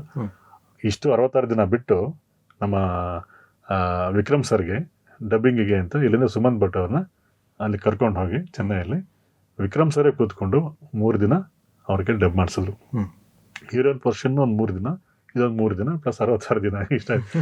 ವಿಕ್ರಮ್ ಸರ್ ಒಂದು ಬ್ರೀತ್ ಇನ್ ಬ್ರೀತ್ ಔಟ್ ಇಂದ ಹಿಡಿದು ಇನ್ಹೇಲ್ ಎಕ್ಸೇಲ್ ಇಂದ ಹಿಡಿದು ಪ್ರತಿಯೊಂದನ್ನು ನೀಟಾಗಿ ಅವ್ರಿಗೆ ಹೆಂಗ್ ಬೇಕೋ ಮಾಡಿಸ್ಕೊಂಡ್ರು ಸರ್. ಅದು ಮಾತ್ರ ಅದು ತುಂಬಾನೇ ಖುಷಿ ಆಯ್ತು, ಯಾಕಂದ್ರೆ ಜೊತೆಲೆ ಕೂತ್ಕೊಂಡು ಆದರೆ ಅವ್ರಿಗೆ ಓಕೆ ಅಂದಾಗ ನನಗೆ ಸಮಾಧಾನ ಆಗದಿದ್ದಾಗ ಇನ್ನೊಂದು ವರ್ಡ್ ಆಲ್ಟರ್ನೇಟ್ ವರ್ಡ್ ಹೇಳಿ ಅವಾಗ ಹೇಳಿದಾಗ ಇಲ್ಲಿ ಪ್ರೆಸ್ ಮೀಟಲ್ಲಿ ಬಂದಾಗ ಅದನ್ನೇ ಹೇಳ್ತಿದ್ರು. ನಾನು 100% ಪರ್ಫೆಕ್ಷನಿಸ್ಟು, ಡಬ್ಬಿಂಗ್ ಆರ್ಟಿಸ್ಟ್ ಆಗಿ ಬಂದಿರುವಂಥವನು. ನಾನು ಓಕೆ ಅಂದರೂ ಕೂಡ ಇವ್ರು ಓಕೆ ಅಂತಿರ್ಲಿಲ್ಲ. ಇದು ಅದ್ರ ಬಗ್ಗೆ ಇನ್ನೂ ಬೆಸ್ಟ್ ಮಾಡೋಣ ಅಂತ ಹೇಳಿ ಮಾಡಿಸ್ತಾ ಇದ್ರು. ಅಷ್ಟು ಪರ್ಫೆಕ್ಷನಿಸ್ಟ್ ವರದರಾಜ್ ಅವರು ಅಂತ ಹೇಳಿ. ಫಸ್ಟ್ ಟೈಮ್ ಸರ್ ಡಬ್ಬಿಂಗ್ ಫೀಲ್ಡಲ್ಲಿ ಡಬ್ಬಿಂಗ್ ಆರ್ಟಿಸ್ಟ್ ರೆಕಗ್ನಿಷನ್ ಅನ್ನೋದು ನನಗೆ ಮಾಡಿಸೋಂಥ ಅವಕಾಶ ಸಿಕ್ತು ಪೊನ್ನಿಯಿನ್ ಸೆಲ್ವನ್ನಲ್ಲಿ ಪ್ರೆಸ್ ಮೀಟಲ್ಲಿ. ಅಷ್ಟು ಜನ ಆರ್ಟಿಸ್ಟ್ಗಳು ಸ್ಟೇಜ್ ಮೇಲಿದ್ರು. ಯಾರ್ಯಾರು ಡಬ್ ಮಾಡಿರೋ ಆರ್ಟಿಸ್ಟ್ ಎಲ್ಲರೂ ಒಬ್ಬರ ಪಕ್ಕದಲ್ಲಿ ಒಬ್ಬ ನಿಲ್ಲಿಸಿ ಒಂದು ಫೋಟೋ ಶೂಟ್ ಮಾಡಿಸಿ ಪ್ರೆಸ್ ಮೀಟಲ್ಲಿ ಒಂದು ದೊಡ್ಡ ಸಂಚಲನ ಆಗಿತ್ತು. ಅದು ಆ ರೆಕಗ್ನಿಷನ್ ಬೇಕು ಸರ್. ಬಿಹೈಂಡ್ ದ ಸ್ಕ್ರೀನೇ ಇರಬಾರ್ದು, ಯಾವಾಗಲೂ ಹೊರಗಡೆ ಬರ್ಬೇಕು, ಯಾರು ಮಾತಾಡ್ತಿದ್ದಾರೆ ಅನ್ನೋದನ್ನ. ಸೊ ಬೇರೆ ಕಡೆ ಅವಕಾಶ ಸಿಕ್ಕಿದಾಗ ಡೆಫಿನೆಟ್ ಆಗಿ ಅದನ್ನ ಎಲ್ಲರೂ ಮಾಡ್ಬೇಕು ಸರ್. ತುಂಬಾ ಜನ ಡಬ್ಬಿಂಗ್ ಕಲಾವಿದರಿಗೆ ಅದೊಂದು ರೀತಿ ತುಂಬಾ ಒಳ್ಳೆ ಪುಷ್ ಕೊಡುತ್ತೆ, ಖುಷಿಯಿಂದ ಇನ್ನೂ ಒಂದಷ್ಟು ಕೆಲಸಗಳನ್ನು ಮಾಡ್ತಾರೆ. ಹಾಗೆ ನೀವು ಅಂದರೆ ತುಂಬ ದೊಡ್ಡ ದೊಡ್ಡ ನಟರ ಜೊತೆ ಅಥವಾ ಡೈರೆಕ್ಟರು, ಸಂಗೀತ ನಿರ್ದೇಶಕರ ಜೊತೆ ಈಗ ಬೇರೆ ಬೇರೆ ಭಾಷೆಗಳಲ್ಲಿ ಕೆಲಸ ಮಾಡ್ತಾ ಇದ್ದೀರಾ. ಸೊ ಆ ಎಲ್ಲ ಒಂದು ಕಲೆಕ್ಟಿವ್ ಅನುಭವಗಳನ್ನು ನಮ್ಮ ಇಲ್ಲಿನ ಡಬ್ಬಿಂಗ್ ಕಲಾವಿದರಿಗೆ ಅಥವಾ ಇಲ್ಲಿನ ಬರಹಗಾರರಿಗೆ ಅಥವಾ ಹೊಸದಾಗಿ ನಾನು ಡಬ್ಬಿಂಗ್ನ ಶುರು ಮಾಡ್ತೀನಿ ಅಂತ ಆಸೆ ಇಟ್ಕೊಂಡಿರೋರಿಗೆ ಯಾವ ರೀತಿಯಲ್ಲಿ ಹೇಳೋದಕ್ಕೆ ಇಷ್ಟಪಡ್ತೀವಿ, ಯಾವ ರೀತಿಯ ಒಂದು ಕಿವಿ ಮಾತನ್ನು ನೀವು ಹೇಳಬೇಕು ಅಂತ ಹೇಳ್ತೀರಿ? ಸರ್ ಏನಿಲ್ಲ, ಭಾಷಾ ಜ್ಞಾನ ಫಸ್ಟ್ ಸರ್. ಕನ್ನಡ ವ್ಯಾಕರಣ, ಶುದ್ಧ ವ್ಯಾಕರಣ ಗೊತ್ತಿರಬೇಕು ಸರ್. ಭಾಷೆನ ಕೆಡಿಸಬಾರ್ದು. ಆದಷ್ಟು ಒಳ್ಳೆ ಪದಗಳನ್ನ ಬಳಸೋದಕ್ಕೆ ಪ್ರಯತ್ನ ಮಾಡಬೇಕು ಒಂದು. ನಂತರ ಈಗ ಲಿಪ್ಪಿಗೆ ಯಾವ ಥರ ಮ್ಯಾಚ್ ಮಾಡಬೇಕು ಅನ್ನೋಂಥ ಒಂದು ಸಣ್ಣ ಟಿಪ್, ಅದು ಇದುವರೆಗೆ ಎಲ್ಲೂ ಹೇಳಿಲ್ಲ, ನಿಮಗೆ ಬಿಟ್ಕೊಡ್ತಿದ್ದೀನಿ. ಕನ್ನಡದಲ್ಲಿ ನಮ್ಮಲ್ಲಿ ಮಾತ್ರ ನಿಮಗೆ ಮಾತ್ರ ಹೇಳ್ತಿದ್ದೀನಿ ಸರ್. ಈಗ ಕನ್ನಡದಲ್ಲಿ ಅಕ್ಷರಗಳು 50 ಅಕ್ಷರಗಳಿದೆ ಹೆಚ್ಚು ಕಡಿಮೆ. ಎಲ್ಲನೂ ಓಪನ್ ಲಿಪಿ ಇರ್ತದೆ ಎಕ್ಸೆಪ್ಟ್ ಪ, ಬ, ಮ. ಪಾಪ, ಬಾಬಾ, ಮ ಅಂತೀವಲ್ಲ, ಅದು ಕ್ಲೋಸ್ ಲಿಪ್ ಆಗಿ ಓಪನ್ ಲಿಪ್ ಆಗುತ್ತೆ. ಅಲ್ಲಿ ತೆಲುಗುವಲ್ಲಿ ಪಾ ಇರೋ ಕಡೆ ನಾವು ಬೇಕಾದ್ರೆ ಬಾ ಆಗಲಿ ಮಾ ಆಗಲಿ ಬರುವಂಥ ಪದನ ಬಳಸ್ಬೋದು. ಬಾ ಇರೋ ಕಡೆ ಪಾನ ಮಾನ ಬಳಸ್ಬೋದು. ಸೊ ಆ ಕ್ಲೋಸ್ ಲಿಪ್ ಒಂದು ಅದನ್ನು ನೋಡಿಕೊಂಡು ಬರಿಬೇಕಾಗುತ್ತೆ, ಬರ್ಕೋಬೇಕಾದ್ರೆ. ಮತ್ತು 4 ಅಕ್ಷರಗಳು ಇರಬೇಕಾದ್ರೆ 2ನೇ ಅಕ್ಷರ ಅವ್ರ ಕ್ಲೋಸ್ ಲಿಪ್ ಇತ್ತು ಅಂದರೆ ನಮಗೆ 3ನೇ ಅಕ್ಷರ ಕ್ಲೋಸ್ ಲಿಪ್ ಬಂದರೂ ಕೂಡ ಮ್ಯಾಚ್ ಆಗುತ್ತೆ, ಸಿಂಕ್ ಆಗುತ್ತೆ. 4 ಅಕ್ಷರ ಕೂಡ 5 ಅಕ್ಷರ ಕೂಡ ಸೇರಿಸ್ಬೋದು. ಡಬ್ಬಿಂಗ್ ಆರ್ಟಿಸ್ಟ್ ಅದನ್ನ ಹೇಗೆ ತಗೊಳ್ತಾರೆ ಅದ್ರ ಮೇಲೆ ಡಿಪೆಂಡ್ ಆಗುತ್ತೆ. ನಾವು ಕೆಲ ಕಡೆ 4 ಕಡೆ 6, 7 ಕೂಡ ಸೇರಿಸ್ಬಿಟ್ಟಿದ್ವಿ. ಆ ಥರ ಮಾಡ್ಬೋದು, ತೊಂದರೆ ಇಲ್ಲ. ಆ ಮೀನಿಂಗ್ ಮಾತ್ರ ಯಾವತ್ತೂ ಚೇಂಜ್ ಮಾಡಬಾರ್ದು. ಒರಿಜಿನಲ್ ಮೀನಿಂಗ್ ಏನಿರುತ್ತೆ ತೆಲುಗಲ್ಲಿ, ಬೇರೆ ತಮಿಳಲ್ಲ, ಬೇರೆ ಭಾಷೆಯಲ್ಲಿ ಅದೇ ಮೀನಿಂಗ್ ಬರೋ ಥರನೇ ಮಾಡಬೇಕು. ರಿವರ್ಸ್ ಮಾಡಬಾರ್ದು, ಮೀನಿಂಗ್ನ ಉಲ್ಟಾ ಮಾಡೋ ಥರ ಆ ಥರ ಎಲ್ಲ ಮಾಡ್ಕೋಬಾರ್ದು. ಅದೊಂದು. ಮತ್ತು ಮರೋರು ಅದು ಲಿಪ್ ಸಿಂಕ್ ತುಂಬ ಇಂಪಾರ್ಟೆಂಟ್ ಸರ್ ಡಬ್ಬಿಂಗಲ್ಲಿ. ಆಮೇಲಿಂದ ನಿಮಗೆ ಗೊತ್ತಿರೋ ಹಾಗೆ ಎಮೋಷನ್ಸು ಪ್ರತಿಯೊಂದು ಕೂಡ ನಾವು ಬೇಸಾಗಿ ಇಟ್ಕೋಬೇಕು. ಏನು ಯಾವ ಎಮೋಷನಲ್ಲಿ ಹೇಳ್ತಿದ್ದಾರೆ, ಅದಕ್ಕೆ ಯಾವ ಪದ ಬಳಸಿದ್ರೆ ಸರಿಯಾಗುತ್ತೆ ಅನ್ನೋದನ್ನು, ಅದು ಕೂಡ ಇಂಪಾರ್ಟೆಂಟ್. ಫೀಲ್ ಕೂಡ ತಗೋಬೇಕಾಗುತ್ತೆ ಮಾಡಬೇಕಾದ್ರೆ. ಯಾವ ಸಂದರ್ಭಕ್ಕೆ ಯಾವ ರೀತಿಯ ಪದವನ್ನು ಬಳಸ್ತೀವಿ ಅನ್ನೋದು ಅದು ಇಂಪಾರ್ಟೆಂಟ್ ಆಗುತ್ತೆ ಸರ್. ಕಲಾವಿದರಿಗೆ ಹೇಳೋದಾದ್ರೆ, ಡಬ್ಬಿಂಗ್ ಕಲಾವಿದರಿಗೆ ಏನು ಹೇಳೋ ಅವಶ್ಯಕತೆ ಇಲ್ಲ, ಕನ್ನಡದಲ್ಲಿ ಎಲ್ಲ ಗೊತ್ತಿದೆ ಸರ್. ನನಗೆ ತುಂಬ ಐಡಿಯಾಸ್ ಕೊಡ್ತಾರೆ, ಅಷ್ಟೇ ಜನ ಹೇಳ್ಕೊಡೋವಂಥವ್ರು ಇದ್ದಾರೆ ಸರ್. ಅಂದರೆ ತುಂಬ ಚೆನ್ನಾಗಿ ಪೊಲೈಟಾಗಿ ಹೇಳ್ತಾರೆ ಸರ್. ಇದನ್ನ ಮಾಡಿದ್ರೆ ಚೆನ್ನಾಗಿರುತ್ತಲ್ಲ sir, I have to take it, ನಾನು ತೊಗೊಳ್ತೀನಿ. ಯಾರೇ ಏನೇ ಹೇಳಿದ್ರು ಕೂಡ ನಿಜ ಅಂತ ಅನಿಸಿದಾಗ ಅದೊಂದು ರೀತಿ ಟೀಮ್ ವರ್ಕ್ ತರ. ಟೀಮ್ ವರ್ಕ್ ಅಷ್ಟೇ ಸರ್. ಎಷ್ಟೋ ಸರಿ ಇಂಪ್ರೂವೈಸ್ ಮಾಡ್ತಾರೆ ಇನ್ನು ಇರೋದನ್ನ, ತುಂಬ ಖುಷಿ ಆಗುತ್ತೆ. ಸೊ ಅಷ್ಟು ನಾಲೆಜ್ ಇರೋಂಥವ್ರು ಇದ್ದಾರೆ. ಒಳ್ಳೆ ಟೀಮ್ ಇದೆ ನಾವು ಡಬ್ಬಿಂಗ್ ಟೀಮ್ ಕನ್ನಡದಲ್ಲಿ. ನಾನು ಬೇರೆ ಭಾಷೆಯಲ್ಲಿ ಕೂಡ ಸಿನಿಮಾಗಳು ಮಾಡಿದ್ದೀವಿ, ಕನ್ನಡದಿಂದ ಬೇರೆ ಭಾಷೆಗಳಿಗೂ ಮಾಡಿರೋದ್ರಿಂದ ಅನುಭವದ ಮೇಲೆ ಹೇಳ್ತಿದ್ದೇನೆ. ನಮ್ಮ ಕನ್ನಡದಲ್ಲಿ ಒಂದು ಒಳ್ಳೆ ಯೂನಿಟಿ ಇದೆ, ಒಬ್ರಿಗೊಬ್ರು ಸಹಕಾರ ಇದೆ, ತುಂಬ ಚೆನ್ನಾಗಿ ಸಪೋರ್ಟಿಂಗ್ ಇದೆ ಒಬ್ರು. ಸೊ ಆ ಥರ ಸಣ್ಣ ಪುಟ್ಟದ್ದು ಅದು ಆ ಥರದ್ದೆಲ್ಲ ಎಲ್ಲ ಕಡೆ ಇರೋ ಥರ ಇದೇ ಬಿಟ್ರೆ, ಬಟ್ ಹೆಚ್ಚಿಗೆ ಕೋಆರ್ಡಿನೇಷನ್ ಫ್ರೆಂಡ್ಶಿಪ್ ಅನ್ನೋದು ನಾನು ಇಲ್ಲೇ ನೋಡಿದ್ದು ನಮ್ಮಲ್ಲಿ. ಮತ್ತೆ ನಾಲೆಡ್ಜ್ ಇರುವಂಥವ್ರು ಇದ್ದಾರೆ. ಹೊಸಬ್ರು ಬಂದರೆ ಇವರು ಹಳಬರು ಅವ್ರಿಗೆ ಇಂಪ್ರೂವ್ ಹೇಳ್ಕೊಡುವಂಥದ್ದು, ಅವಕಾಶ ಕೊಡಿಸೋಂಥದ್ದು, ಅಂದರೆ ಇದು ಮಾಡೋದು ಎಲ್ಲ ನಡೀತಾ ಇದೆ. ಮಾರುಕಟ್ಟೆ ಅವಕಾಶಗಳು ಹೇಗಿದೆ ಸರ್? ಅಂದರೆ ನೀವು 2019ರಲ್ಲಿ ನೀವು ಮೊದಲನೇ ಡಬ್ಬಿಂಗ್ ಸಿನಿಮಾ ಶುರು ಮಾಡಿದ್ದು, ಈಗ 24 ಸುಮಾರು ಒಂದು 5 ವರ್ಷಗಳ ಒಂದು ಡಬ್ಬಿಂಗ್ ಜರ್ನಿಯನ್ನು ತುಂಬ ದೊಡ್ಡ ಮಟ್ಟದಲ್ಲಿ ನೋಡಿದ್ದೀರಾ ನೀವು. ಸೊ ಅವಕಾಶಗಳು ಹೇಗೆ ಬೆಳೆದಿದೆ ಅಂತ ಅನಿಸುತ್ತೆ ಸರ್? ನನಗೆ ಪರ್ಸ್ನಲ್ ಆಗಿ ರೈಟಿಂಗಲ್ಲಿ ಅಂದರೆ ಕನ್ನಡದ ವಿಷಯಕ್ಕೆ ಬಂದಾಗ ಮೊದಲನೇ ಪ್ರಾಶಸ್ತ್ಯ ಈಗ ತೆಲುಗುವಿಂದ. For example Telugu cinema dub ಮಾಡ್ತಿದ್ದೀವಿ ಬೇರೆ ಭಾಷೆಗೆ, ಪ್ಯಾನ್ ಇಂಡಿಯಾ ಸಿನಿಮಾ. ಹೆಚ್ಚಿಗೆ ಬಜೆಟ್ ಕೊಡೋದು ಫಸ್ಟು ಹಿಂದಿಗೆ, ನಂತರ ತಮಿಳು, ಆಮೇಲೆ ಮಲಯಾಳಂ, ಆಮೇಲೆ ಕನ್ನಡ, ಅಥವಾ ಮಲಯಾಳಂ ಕನ್ನಡ ಎರಡೂ ಸೇಮ್ ಇರ್ತದೆ. ಈ ಥರ ಮಾರ್ಕೆಟ್ ಇರೋಂಥದ್ದು ವ್ಯಾಸ್ಟ್ ಇರೋಂಥದ್ದು ಹಿಂದಿ, ಆಮೇಲೆ ತಮಿಳಿಯನ್ಸು ಜಾಸ್ತಿ ಸಿನಿಮಾ ನೋಡ್ತಾರೆ, ಅವ್ರಿಗೆ ಇರ್ತದೆ. ಸೊ ಆ ನಿಟ್ಟಿನಲ್ಲಿ ನನಗೆ ಪರ್ಸ್ನಲಾಗಿ ಹೇಳಬೇಕು ಅಂತಂದರೆ, ರೆಮ್ಯುನರೇಷನ್ ವೈಸ್ ನೋಡಿದ್ರೆ ಈ 5 ವರ್ಷದಲ್ಲಿ ನನಗೆ ಆಲ್ಮೋಸ್ಟ್ 1:10 ಆಗಿದೆ ಸರ್. ಓಕೆ, ಜನರಲ್ ಆಗಿ ರೈಟಿಂಗ್ ಪಾರ್ಟಲ್ಲಿ. ಸೊ ಡಬ್ಬಿಂಗ್ ಕೂಡ ಈಗ ಅದೇ ಕ್ವಾಲಿಟಿ ನಾವು ಕೊಡ್ತಿರೋದ್ರಿಂದ ಡಬ್ಬಿಂಗ್ ಕೂಡ ಹೆಚ್ಚಿಗೆ ತಗೊಳ್ಳೋ ಥರ ನಾವು ಡಿಮ್ಯಾಂಡ್ ಅಂದರೆ ಇಷ್ಟ ಆಗುತ್ತೆ, ಈ ಥರ ಇದೆ ಕ್ಯಾಟಗರಿ ವೈಸ್. ನಿಮಗೆ ಒಳ್ಳೆ ಕ್ವಾಲಿಟಿ ಬೇಕು ಅಂದರೆ ಇಷ್ಟ ಆಗುತ್ತೆ, ಕೇಳಿದ್ರೆ ಕೊಡೋಂಥವ್ರು ಇದ್ದಾರೆ ಈಗ. ಬಟ್ ನಮ್ಮಲ್ಲಿ ಕೆಲವರು ತುಂಬ ಕಡಿಮೆಗೆ ತಗೊಂಡು ಮಾಡ್ತಾ ಇರೋದ್ರಿಂದ ಅದನ್ನು ಅಡ್ವಾಂಟೇಜ್ ತಗೊಂಡವರು ಬೇರೆ ಥರ, ಅಂದರೆ ಡಿಮ್ಯಾಂಡ್ ಕಡಿಮೆ ಇದೆ, ಇಲ್ಲಿ ಮಾರ್ಕೆಟ್ ಕಡಿಮೆ ಇದೆ ಅನ್ನೋ ಥರ ಕೆಲವರು ಮಾಡೋವಂಥ ಅವಕಾಶ ಇದೆ. ಬಟ್ ಯಾರೂ ಕಡಿಮೆ ಒಪ್ಕೊಳ್ಳೋಂಥ ಅವಶ್ಯಕತೆ ಇಲ್ಲ, ಯಾಕಂದರೆ ನಮ್ಮಲ್ಲಿರೋ ಆರ್ಟಿಸ್ಟ್ಗಳೆಲ್ಲ ಚೆನ್ನಾಗಿರೋ ಆರ್ಟಿಸ್ಟ್ಗಳೇ. They have to be paid more sir. Best ಅವ್ರಿಗೆ ಪೇಮೆಂಟ್ ಕೊಡಬೇಕಾಗುತ್ತೆ. ಒಳ್ಳೊಳ್ಳೆ ಸ್ಟುಡಿಯೋಗಳಿದೆ, ಸ್ಟುಡಿಯೋ ಮೇಂಟೆನೆನ್ಸು ಈಗೆಲ್ಲ ನಿಮ್ಗೆ ಗೊತ್ತಿತ್ತು ತುಂಬ ಎಷ್ಟು ಕಷ್ಟ ಇದೆ. ಯಾಕೆ ಕಾಂಪ್ರಮೈಸ್ ಆಗಬೇಕು? ನಾವು ಎಲ್ಲೂ ಕಾಂಪ್ರಮೈಸ್ ಆಗೋ ಅವಶ್ಯಕತೆ ಇಲ್ಲ, ಅವಕಾಶಗಳು ತುಂಬ ಇದೆ. ಅವ್ರಿಗೂ ಪ್ಯಾನ್ ಇಂಡಿಯಾ ಸಿನಿಮಾಗಳು ಬೇಕೇ ಬೇಕು, ಪ್ರತಿ ಭಾಷೆಯವ್ರಿಗೂ. ನಾವು ಕೊಡ್ತಾ ಇದೀವಿ, ಒಳ್ಳೆ ಔಟ್ಪುಟೇ ಕೊಡ್ತಿದ್ದೀವಿ ಅವ್ರಿಗೆ. ಸೊ ಅವ್ರಿಗೂ ಮಾರ್ಕೆಟು ಅವ್ರಿಗೂ ಜಾಸ್ತಿ ಆಗುತ್ತೆ, ವ್ಯಾಸ್ಟು. ಪ್ಲಸ್ ಒಳ್ಳೆ ಹೆಸರು ಬರ್ತದೆ, ಪ್ರತಿಯೊಂದು ನಮಗೂ ಬರ್ತದೆ, ಅವ್ರಿಗೂ ಹೆಸರು ಬರುತ್ತೆ. So it's mutual benefit for both, ಅವ್ರಿಗೂ ನಮಗೂ ಕೂಡ. ಸೊ ಹಾಗೆ ಒಳ್ಳೆ ಕ್ವಾಲಿಟಿ ಕೊಡೋಣ, ಎಲ್ಲೂ ಕಾಂಪ್ರಮೈಸ್ ಆಗದಿರೋ ಹಾಗೆ ಅನ್ನೋದು ಎಲ್ಲರಿಗೂ ಅವಕಾಶ ಇದೆ. ರೈಟರ್ಸ್ಗಿದೆ, ಡಬ್ಬಿಂಗ್ ಆರ್ಟಿಸ್ಟ್ ಇದೆ, ಎಲ್ರಿಗಿದೆ. ಲಾಸ್ಟ್ ಟೈಮ್ ನೀವು ಒಂದು ಸ್ಪೀಚಲ್ಲಿ ಹೇಳ್ತಿದ್ದೆ, ನಾವು ಬರೋದು ಮಿಸ್ ಆಯಿತು. ಅಂದರೆ ಎಷ್ಟು ಬೆಳೆದಿದೆ ಮಾರ್ಕೆಟ್ ನಮ್ಮದು ಅನ್ನೋದನ್ನು, ಎಷ್ಟು ಸ್ಟುಡಿಯೋಸ್ ಜಾಸ್ತಿ ಆಗಿದೆ, ಎಷ್ಟು ಆರ್ಟಿಸ್ಟ್ಗಳು ಜಾಸ್ತಿ ಆಗಿದ್ದಾರೆ. ಯಾಕೆ ಜಾಸ್ತಿ ಆಗ್ತಿದೆ? ಅವಕಾಶಗಳು ಜಾಸ್ತಿ ಇದೆ. ಈಗ ನಂದು ಕೂಡ ನಾನು ಈಗ ಪರ್ಸ್ನಲ್ ಆಗಿ ಕೆಲವು ಸಿನಿಮಾಗಳಿಗೆ ನಾನು ಓನಾಗಿ ಬರೆದು ಎಲ್ಲ ಮಾಡ್ತಿದ್ದೀನಿ. ಒಂದು ಟೀಮ್ ಮಾಡಬೇಕು ಅಂತಿದ್ದೀನಿ ಈಗ. ನಂಬರ್ ಆಫ್ ಅಂದರೆ 3 ಮೂವೀಸ್ ಬಂದಾಗ ಅಟ್ ಎ ಟೈಮ್ ಎಲ್ಲ ಡಿಮ್ಯಾಂಡ್ ಮಾಡ್ತಾರೆ, ಬೇಗ ಕೊಡಬೇಕು ಅಂತ. ಹಾಗೊಂದು ಟೀಮ್ ಇಟ್ಕೊಂಡು ಅವ್ರಿಗೂ ಒಂದು ಸಪ್ರೇಟಾಗಿ ಒಂದು ಜಾಬ್ ವರ್ಕ್ ಥರ ಕೊಟ್ಟು ಮತ್ತೆ ಕರೆಕ್ಷನ್ ಫೈನಲೈಸ್ ಮಾಡಿ ಮಾಡ್ಕೊಳ್ಳೋಣ ಅಂತ ರೈಟಿಂಗ್ ಟೀಮ್ನ ಸಪ್ರೇಟಾಗಿ ಒಂದು ರೆಡಿ ಮಾಡಬೇಕು ಅಂತ. ಗುಡ್. ಸೊ ಈ ರೀತಿ ಕೆಲಸಗಳು ಇನ್ನು ಮುಂದುವರಿಲಿ. ಸೊ ಮುಂದಿನ ಗುರಿಗಳು ಏನಿದೆ ವರದರಾಜ್ ಅವರೇ? ಸರ್, ಮುಂದಿನ ಗುರಿಗಳಂದರೆ ಈಗ ಹಿಂದಿನ ಸಿನಿಮಾಗಿಂತ ಈ ಸಿನಿಮಾ ಚೆನ್ನಾಗಿ ಮಾಡಬೇಕು ಅನ್ನೋದೊಂದು, ಈ ಸಿನಿಮಾಗಿಂತ ನೆಕ್ಸ್ಟ್ ಸಿನಿಮಾ ಇನ್ನೂ ಚೆನ್ನಾಗಿ ಮಾಡಬೇಕು ಅಂತ. ಈಗ ರಾಷ್ಟ್ರೀಯ ಮಟ್ಟದಲ್ಲಿ ಕನ್ನಡ ಡಬ್ಬಿಂಗ್ ಸಿನಿಮಾಗಳು ಹೆಸರು ಮಾಡ್ತಿದ್ದೇವೆ ಈಗ ಆಲ್ರೆಡಿ. ನಮಗೆ ಆಲ್ಮೋಸ್ಟ್ ಫಾರಿನಲ್ಲಿ ಕೂಡ ಈಗ ಯುರೋಪಲ್ಲಾಗ್ಬೋದು, US, UK ಎಲ್ಲರಲ್ಲೂ ಕೂಡ ಕನ್ನಡ ಸಿನಿಮಾಗಳು ಡಬ್ಬಿಂಗ್ ಸಿನಿಮಾ ನೋಡಿ ರಿಪ್ಲೈ ಮಾಡಿ, ಕಾಲ್ ಮಾಡಿ ಮಾತಾಡೋವಂಥವ್ರು, ಹಾಡುಗಳು ಕೇಳಿ ರಿಯಾಕ್ಟ್ ಮಾಡೋವಂಥವ್ರು, ಅಲ್ಲಿ ನಮ್ಮ ಕನ್ನಡಿಗರು ಎಂಜಾಯ್ ಮಾಡ್ತಿರೋವಂಥದ್ದು ತುಂಬ ಖುಷಿ ಆಗ್ತದೆ. ಸೊ ಅವರ ಒಂದು ಎಕ್ಸ್ಪೆಕ್ಟೇಷನ್ನ ರೀಚ್ ಆಗೋ ಥರ ಇನ್ನೂ ಹೆಚ್ಚಿಗೆ ಹಾರ್ಡ್ ವರ್ಕ್ ಮಾಡಬೇಕು. ನಾನು ಓದೋದು ನಿಲ್ಲಿಸಿಲ್ಲ ಸರ್, ಈಗ ಎಲ್ಲ ಬರುತ್ತೆ ನನಗೆ ಅನ್ನೋಂಥ ಇದಿಲ್ಲ.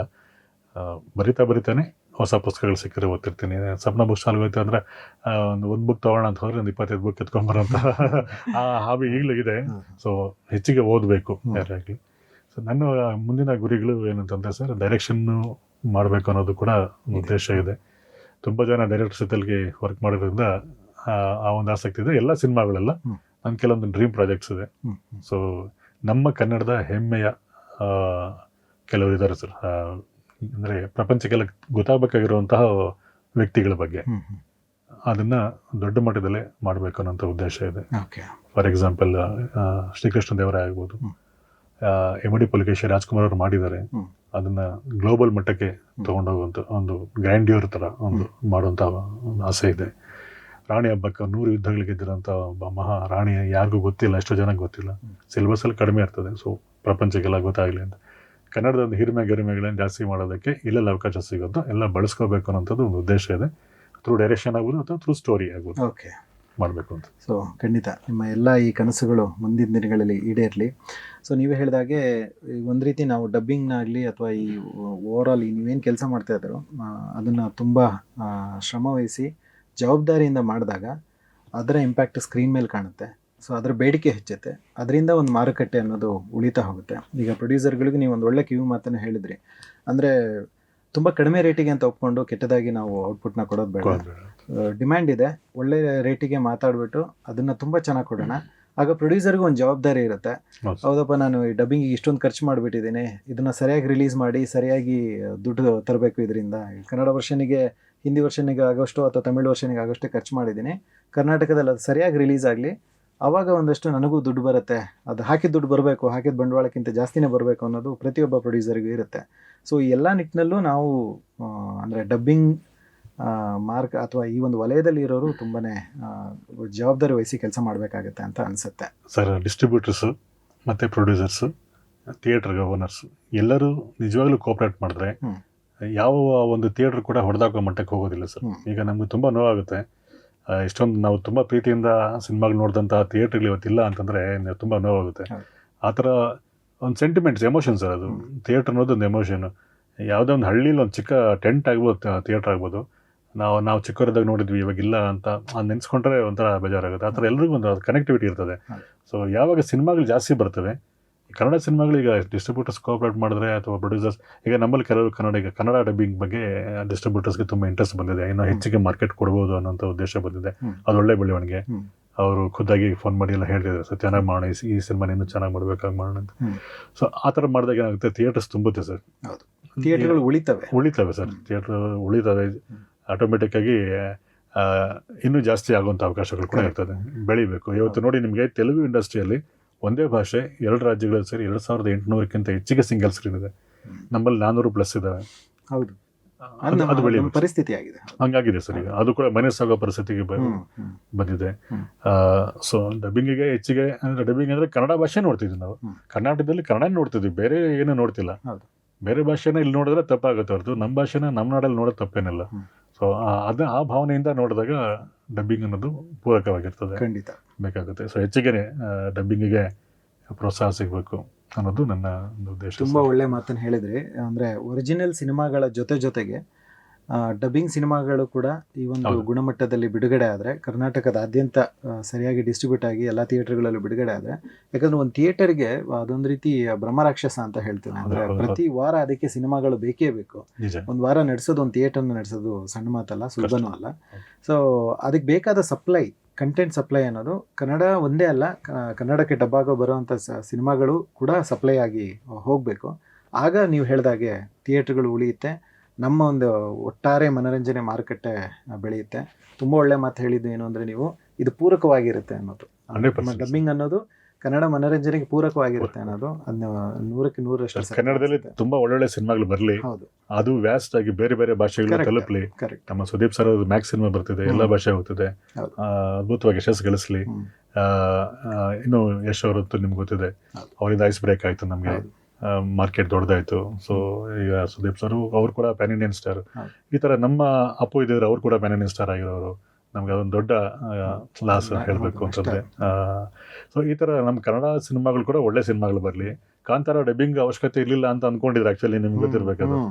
ಆ ಡಿಮ್ಯಾಂಡ್ ಬಂತದ ಆಕ್ಚುಲಿ. ಸೊ ಅವಶ್ಯಕತೆ ಕೇಳ್ಕೊಂಡು ಬಂದು ವ್ಯಾಸ್ಟ್ ಆಗಿ ಬೇಡ. ಸೊ ಈ ತರ ಬೇರೆ ಭಾಷೆಗಳಿಗೆ ನಮ್ಮ ಭಾಷೆ ಸಿನಿಮಾಗಳು ಹೋಗ್ಲಿ, ಬೇರೆ ಭಾಷೆಗಳ ಸಿನಿಮಾ ನಮಗೂ ಬರಲಿ, ನಾವೆಲ್ಲ ಪ್ರೀತಿಸೋಣ. ನಾವೆಲ್ಲ ಕರ್ನಾಟಕದಲ್ಲಿ ಕನ್ನಡ ಮನೋರಂಜನೆ ಮಾರುಕಟ್ಟೆ ದೊಡ್ಡದಾಗಿ ಬೆಳೀಲಿ, ಕರ್ನಾಟಕದಲ್ಲಿ ಕನ್ನಡ ನೋಡೋಣ ಅಷ್ಟೇ ಸರ್. ಅಷ್ಟೇ ಸರ್. ಸೊ ತುಂಬಾ ಒಳ್ಳೆ ಮಾತು ಹೇಳಿದ್ರಿ ವರದರಾಜ್ ಅವರೇ. ಇಲ್ಲಿವರೆಗೂ ಬಂದು ನಮ್ಮ ಜೊತೆ ಇಷ್ಟೊತ್ತು ಮಾತಾಡಿ ನಿಮ್ಮ ಅನಿಸಿಕೆ ಅನುಭವಗಳನ್ನು ಹಂಚ್ಕೊಂಡಿದ್ದೀರಾ. ಮುಂದೆನೂ ಕೂಡ ಇದು ಅಂದರೆ ನಿಮ್ಮ ಜೊತೆ ಮಾತಾಡೋದಕ್ಕೆ ನಾನು ಅಟ್ಲೀಸ್ಟ್ ಒಂದು 5-6 ಸೆಷನ್ ಬೇಕು ಅಂತ ಅನ್ಕೊಂಡಿದ್ದೆ. ಸುಮಾರು 1 ಗಂಟೆ ಸೆಷನ್. ಯಾಕಂದ್ರೆ ನಮಗೆ ಮಾತಾಡೋದಕ್ಕೆ ಅಷ್ಟಿದೆ, ಕೆಲಸಗಳನ್ನ ಮಾಡಿದ್ದೀರಾ, 100ಕ್ಕೂ ಹೆಚ್ಚು ಸಿನಿಮಾಗಳನ್ನ ಇಲ್ಲಿವರೆಗೂ ಕೆಲಸ ಮಾಡಿದ್ದೀರಾ. ಸೊ ಹೋಗ್ತಾ ಮಾತಾಡೋಣ, ಇನ್ನೂ ಒಂದಷ್ಟು ಇಂಟರ್ವ್ಯೂಗಳು ನಮ್ಮ ನವಿಲು ಎಂಟರ್ಟೈನ್ಮೆಂಟಲ್ಲಿ ಬರಲಿ. ಸೊ ಇಷ್ಟೊತ್ತು ನಮ್ಮ ಜೊತೆ ಮಾತಾಡೋದಕ್ಕೆ ಧನ್ಯವಾದಗಳು. ನಿಮ್ಮ ಮುಂದಿನ ಎಲ್ಲ ಕನಸುಗಳಿಗೆ ಮತ್ತು ಕೆಲಸಗಳಿಗೆ ಒಳ್ಳೆಯದಾಗಲಿ ಅಂತ ಕೇಳ್ಕೊಡ್ತೀವಿ. ತುಂಬ ಸಂತೋಷ ಸರ್. ನವಿಲು ತುಂಬ ಚೆನ್ನಾಗಿ ಬರ್ತಿದೆ ಎಲ್ಲ ಇಂಟರ್ವ್ಯೂಸ್ ಕೂಡ. ಇನ್ನೂ ಹೆಚ್ಚಿಗೆ ನಿಮ್ಮ ಒಂದು ಒಳ್ಳೊಳ್ಳೆ ಜನರ ನಮ್ಮ ಟೀಮಲ್ಲಿ ಆಗ್ಬೋದು ಅಥವಾ ಕನ್ನಡ ಸಿನಿಮಾ ಇಂಡಸ್ಟ್ರಿಯಲ್ಲಿ ಆಗ್ಬೋದು, ಬೇರೆ ಬೇರೆ ಪ್ರತಿಭೆಗಳನ್ನ ನೀವು ಗುರುಸ್ತಾ ಇದ್ದೀರಾ. ಸೊ ತುಂಬ ಒಳ್ಳೆಯ ವಿಷಯ ಅದು. ಅದರಿಂದ ಒಂದಷ್ಟು ಮೋಟಿವೇಶನ್ ಸಿಗುತ್ತೆ ಬೇರೆಯವ್ರಿಗೆ, ಇನ್ನು ಸ್ವಲ್ಪ ಪರಿಚಯ ಆಗುತ್ತೆ ಎಷ್ಟೋ ಜನಕ್ಕೆ. ಅದರಿಂದ ನಿಮಗೂ ತುಂಬ ಧನ್ಯವಾದಗಳು ತಿಳಿಸೋದಕ್ಕೆ ಇಷ್ಟಪಡ್ತೀನಿ. ಒಳ್ಳೆಯದಾಗಲಿ ಸರ್. Thank you sir.